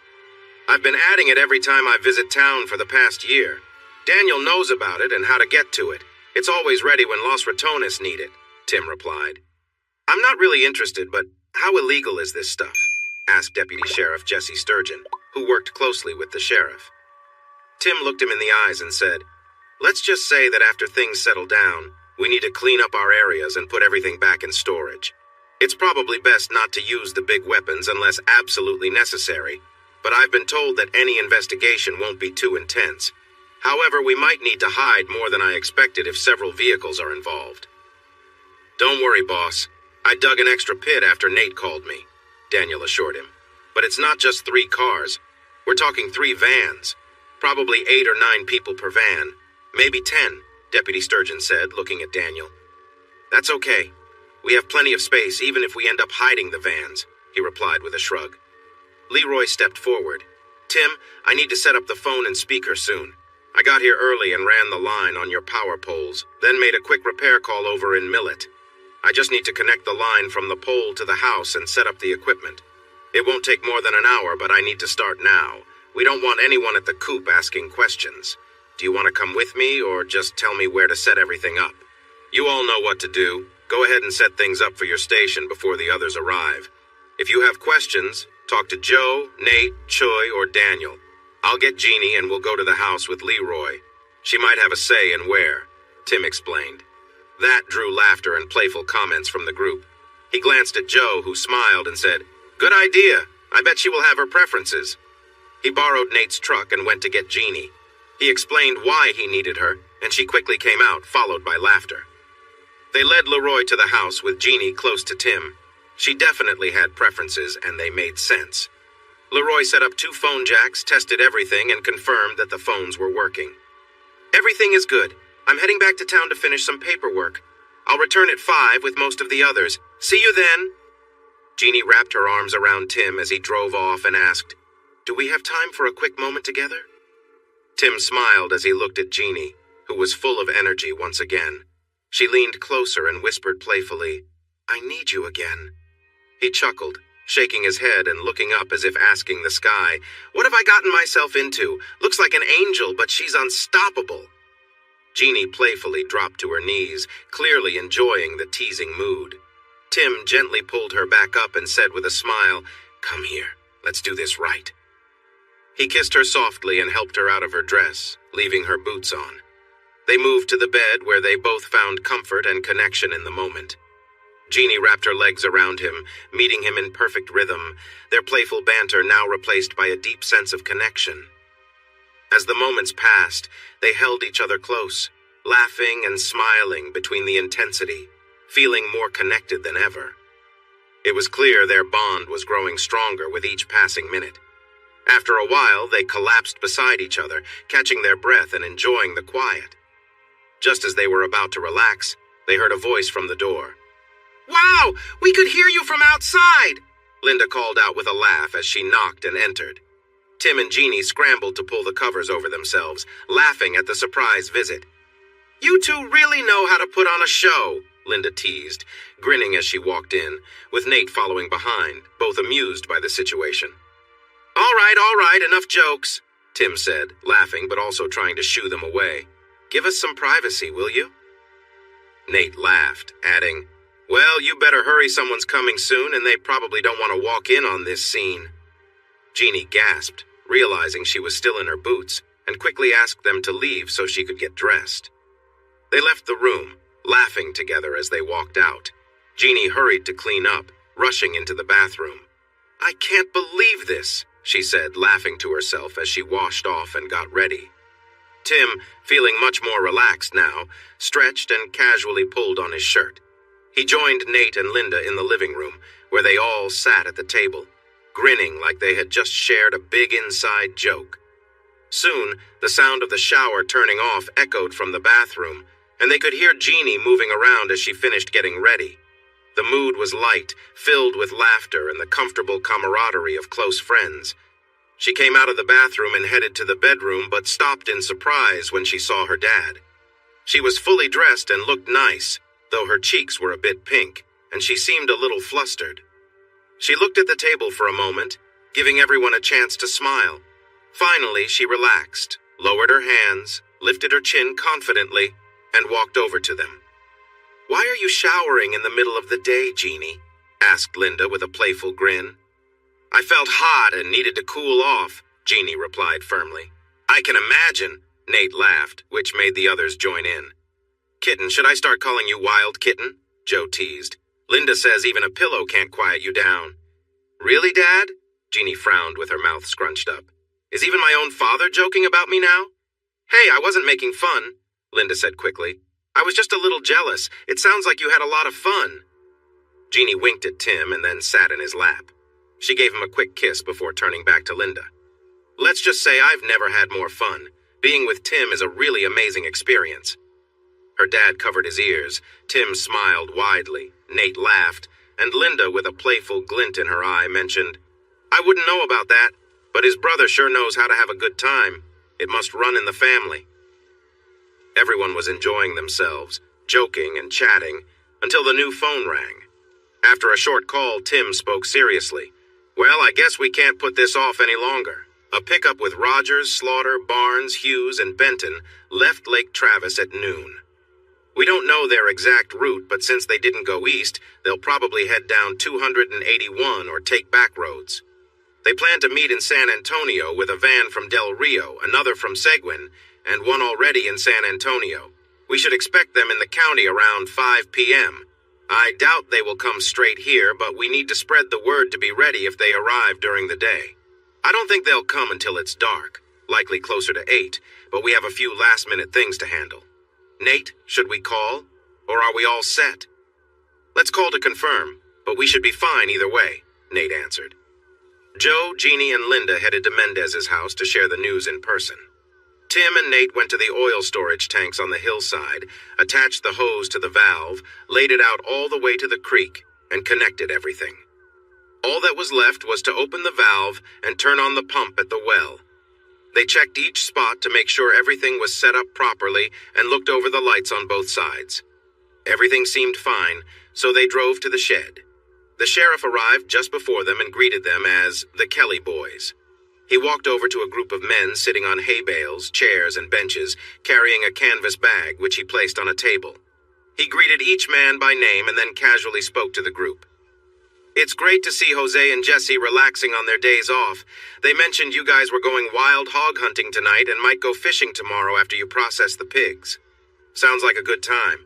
And I wish I could join you, but work keeps me busy. Looking at Tim, he added, You're even more alone out here than usual. I got your neighbors to head into town for a couple of days. I doubt I'll have much luck with Dora, Daniel, and the others, but we heard today about a group of 5 criminals wanted in the Austin area for some serious charges. They claim they have teamed up with a new gang. They call themselves Los Angeles del Diablo now, but they've been around for a while. They used to cause trouble in this county a few years back before moving on. Now they claim parts of the counties near US 90 west of San Antonio and the Del Rio area. They are known to deal in illegal drugs and human trafficking, and they also make questionable films. The 5 criminals may be working with the Devil's Angels, but we aren't sure how or why they teamed up. This is just a rumor for now, but an informant tells us they plan to hunt down a man and kidnap a woman in our county. The man is said to be the leader of a rival gang they are feuding with, and the woman is the ex-wife of one of the criminals.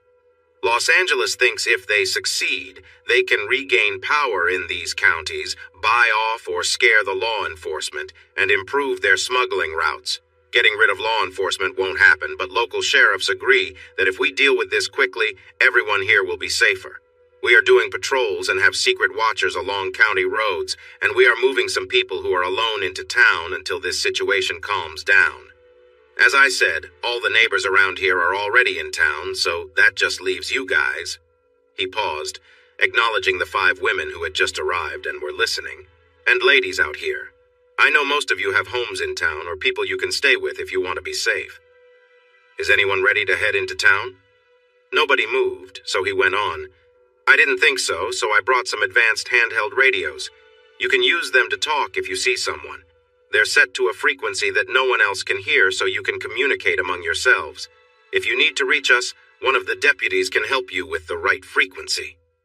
He scanned the group and joked, No drinking beer today? That's probably for the best.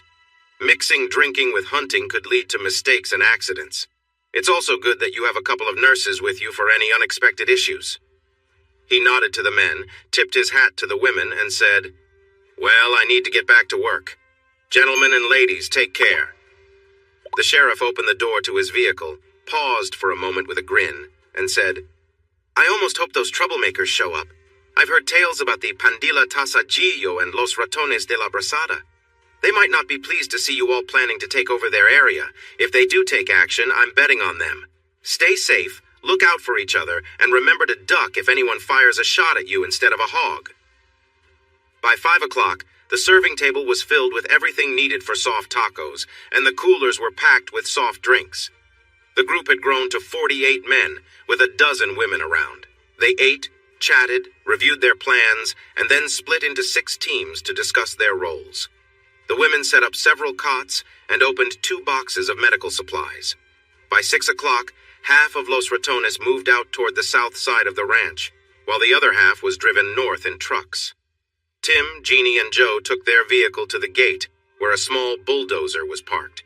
A large sign there read, "No trespassing intruders will be prosecuted. Armed intruders will be killed." A new banner next to it asked in both English and Spanish, "Do you believe in heaven and hell? If you go past this sign, you will find out for sure." Tim could see the tops of portable light towers, but knew they would be hidden if you entered at night. When they reached the small creek before the hill where the ranch house stood, they noticed a mix of water and oil slowly flowing downstream toward a dam to the south. The dam held water back all the way to the northern edge of the property, creating a raised road with a large pipe beneath it. "It's all ready," Joe said. "We've done our planning and preparation, and we're as set as we can be before things get started. You know the saying, 'Men plan, the gods laugh'? That's why we've looked at so many options, even though we feel confident we can stick to our main plan. Now we just have to see what happens and adapt. No matter what occurs, Tim, our top priority is Jeannie, then our team, and then ourselves. Now you both need to change into clothes that you are okay with losing, just in case we need to burn them." Tim nodded, and Jeannie hugged his arm tighter, looking worried. Waiting was hard, but the radios helped them manage last-minute questions and problems. As the night fell, countless stars came out in the dark sky. The night sky in South Texas was clear, just like it was for the early explorers. You could see stars and parts of the Milky Way that most people do not get to see. While West Texas is great for stargazing, brush country comes in next. Tim, Joe, and Jeannie sat in wooden chairs around the fire pit. They looked up and talked about the constellations and wonders above them. They chose not to light a fire so they wouldn't lose their night vision, but they enjoyed the cool night air. Suddenly, the radio crackled, alerting them that the sheriff's department had spotted 4 vehicles on the nearby farm road, about 15 minutes away. Everyone felt ready.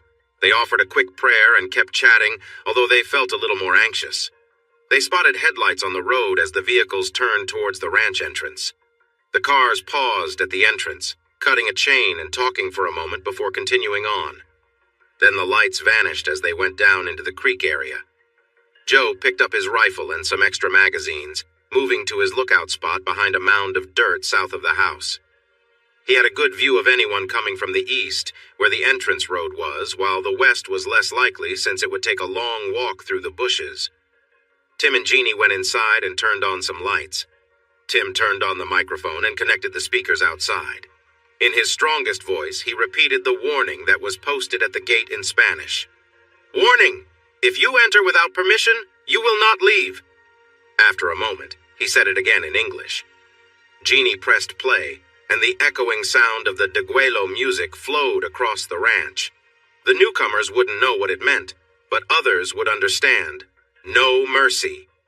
The bugles and drums played the music that once echoed at the Alamo, while the darkness began to shift. A glow rose from the creek, which Daniel and Chai had set on fire. The light towers around the area, where the intruders had been drawn in, lit up, brightening the surroundings and the men moving in the darkness. Some of the intruders shot at the light towers, but this brought a quick response from the nearest defense positions. The vehicle at the back exploded, blocking any chance of escape down the road. Some attackers fell as gunfire hit them, others ran toward the house on the hill, only to face more gunfire from the nearby positions to the north and west. A few tried to retreat, but the Ratones had surrounded them from behind and were shooting from the sides, pushing the remaining ones into the area that had become a battlefield. More and more attackers fell as the shooting from both sides grew fiercer. 3 of them got past the last line of defense and rushed toward the house, firing at the shadows they could see through the windows. A single shot rang out, and 1 fell. The other 2 kept running and shooting at the house. They got through the fence easily. 1 ran toward the front door while the other went around to the back. Larry Barnes burst through the front door and saw Jeannie standing in the doorway of the bedroom. His rifle was aimed at her as he moved closer. "You worthless person! I'm going to hurt you badly and sell you!" Jeannie shouted back. "No, you aren't! You'll pay for this!" Larry paused when she revealed a shotgun hidden behind the wall. He aimed his rifle at her, but Jeannie shot first. A large, bloody hole appeared in his side, and the rifle fell from his hands as he collapsed onto the floor, pain and shock on his face. The back door crashed open, and J.W. came in with his rifle raised, looking for a target. He saw Larry, jumped into the room, and turned to his right. Tim stepped from behind the door and struck J.W.'s arm with a machete, causing him to scream and drop his weapon. Tim then hit J.W. again, knocking him down to the table where he lay in a daze, blood dripping from his face. The rifle fell to the floor, and Tim kicked it away. He then used the machete to cut J.W.'s other arm before placing the blade on J.W.'s belt and between his legs. Looking into J.W.'s frightened eyes, Tim said, "You are to blame for all this. You had to charm every woman around, married or not. The ones you couldn't charm, you took advantage of and bragged about it. You recorded everything to blackmail them later and to show off to your friends. You invited those who would support your actions. You found a group involved in illegal activities who were foolish enough to buy your low-quality films, featuring people who were not in great shape, and to buy the women you decided to leave behind. You are fully responsible for what happened to your friends tonight and for what is about to happen to you." Tim swung the machete down swiftly, cutting J.W.'s pants, causing him to cry out in pain and fear. He begged for mercy, but found none in the eyes of the man he betrayed. "I will show you the same mercy you gave to Jeannie, Dana, Carla, Jennifer, and the others, none. You will scream, beg, and cry, and at some point you will wish for the end, but I will keep you alive and suffering for as long as I can. I want you to arrive in your last place wearing the face of pain," Tim said as he cut deep into J.W.'s thigh, causing blood to flow. "Don't get worked up. It hurts now, but it will take time for you to bleed out. By then, it will be just one of your problems." He pressed the machete into J.W.'s other leg, pulling it slowly, leading to another scream. "Tell me, what made you think turning my wife into a performer was a good idea? You used to live in South Texas. Didn't you hear the stories?" "No, I swear, if I had known you were involved, I would have stayed away from her. By the time I found out, it was too late, and we thought we had to act first," J.W. said, pleading. Tim glanced at Jeannie, who was holding her shotgun steady on Larry, who was looking at her with weakness. He saw no compassion on her face, but still pleaded. She replied coldly, "What compassion did you show me when you hurt me? The last time you caused me serious injuries and didn't help me at all. Now, Larry, you know how I felt. The truth is, no one will come to save you like Tim did for me. No one will care for you, help you heal, or make you stronger. Instead, you will die here, and your body will be lost somewhere far away while you face consequences forever. Jeannie, go outside and call your dad. We need to check on him and see how everyone else is." She opened the door and called for him, only to hear J.W. yell in pain again, his face injured and bleeding. Joe took Jeannie in his arms, making sure she was okay, then told her to stay outside and take a breath. He went inside and heard another loud scream. J.W.'s pants were cut, and he was bleeding. Joe spoke to Tim and then gently touched his arm, which was holding the machete. "We need some answers, Tim, and he can help us. Please step outside for a moment. Jeannie needs you." Tim looked at Joe, nodded, and stepped outside to embrace Jeannie. He could hear Joe talking to Rogers, saying they needed him to be honest, but he would let Tim take over if he didn't. Nate's truck arrived, and he, Daniel, Chewy, Jesse, and Jose got out, while Chivo climbed out of the back. He said, "We have one more for you, Teo. The guy was hiding and acting scared, so don't bring him inside."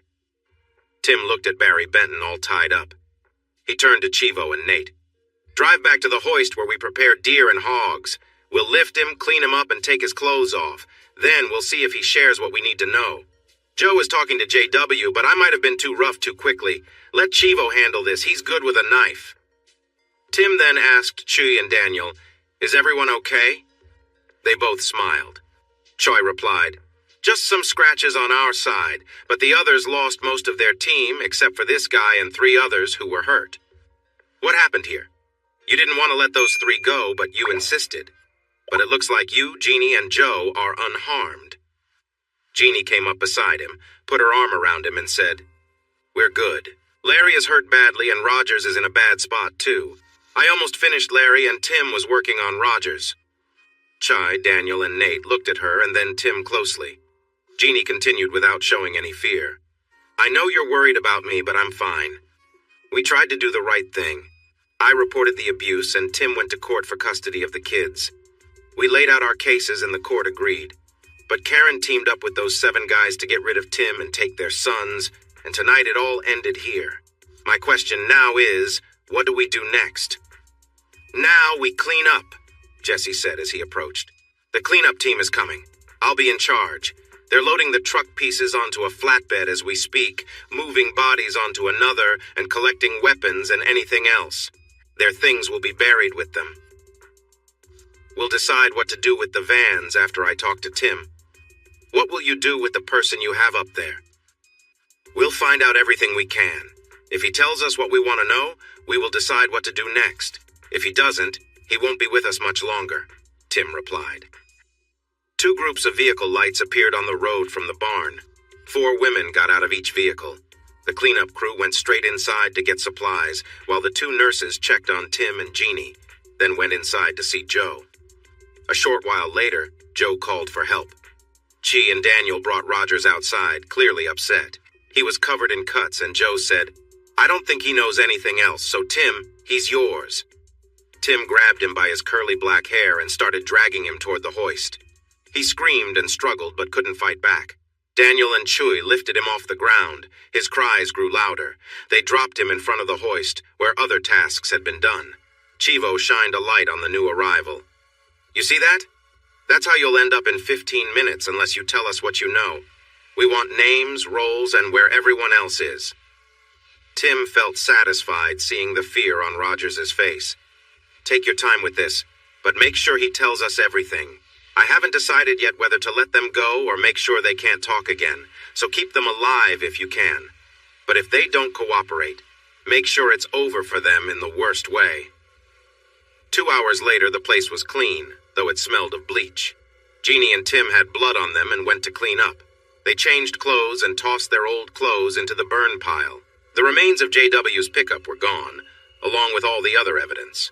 Neither Rogers nor Benton made it through questioning, but both shared a lot of information for the recorder. Ranger Boyd would want to know about the others involved. The 2 deputies talked to someone, and soon all 3 vans left with the remaining members. Jeannie and Tim stayed outside, letting the work crews finish their jobs. Everyone else was gone except Joe. The 3 of them built a small fire and sat around it. They didn't need to speak much. The silence felt good.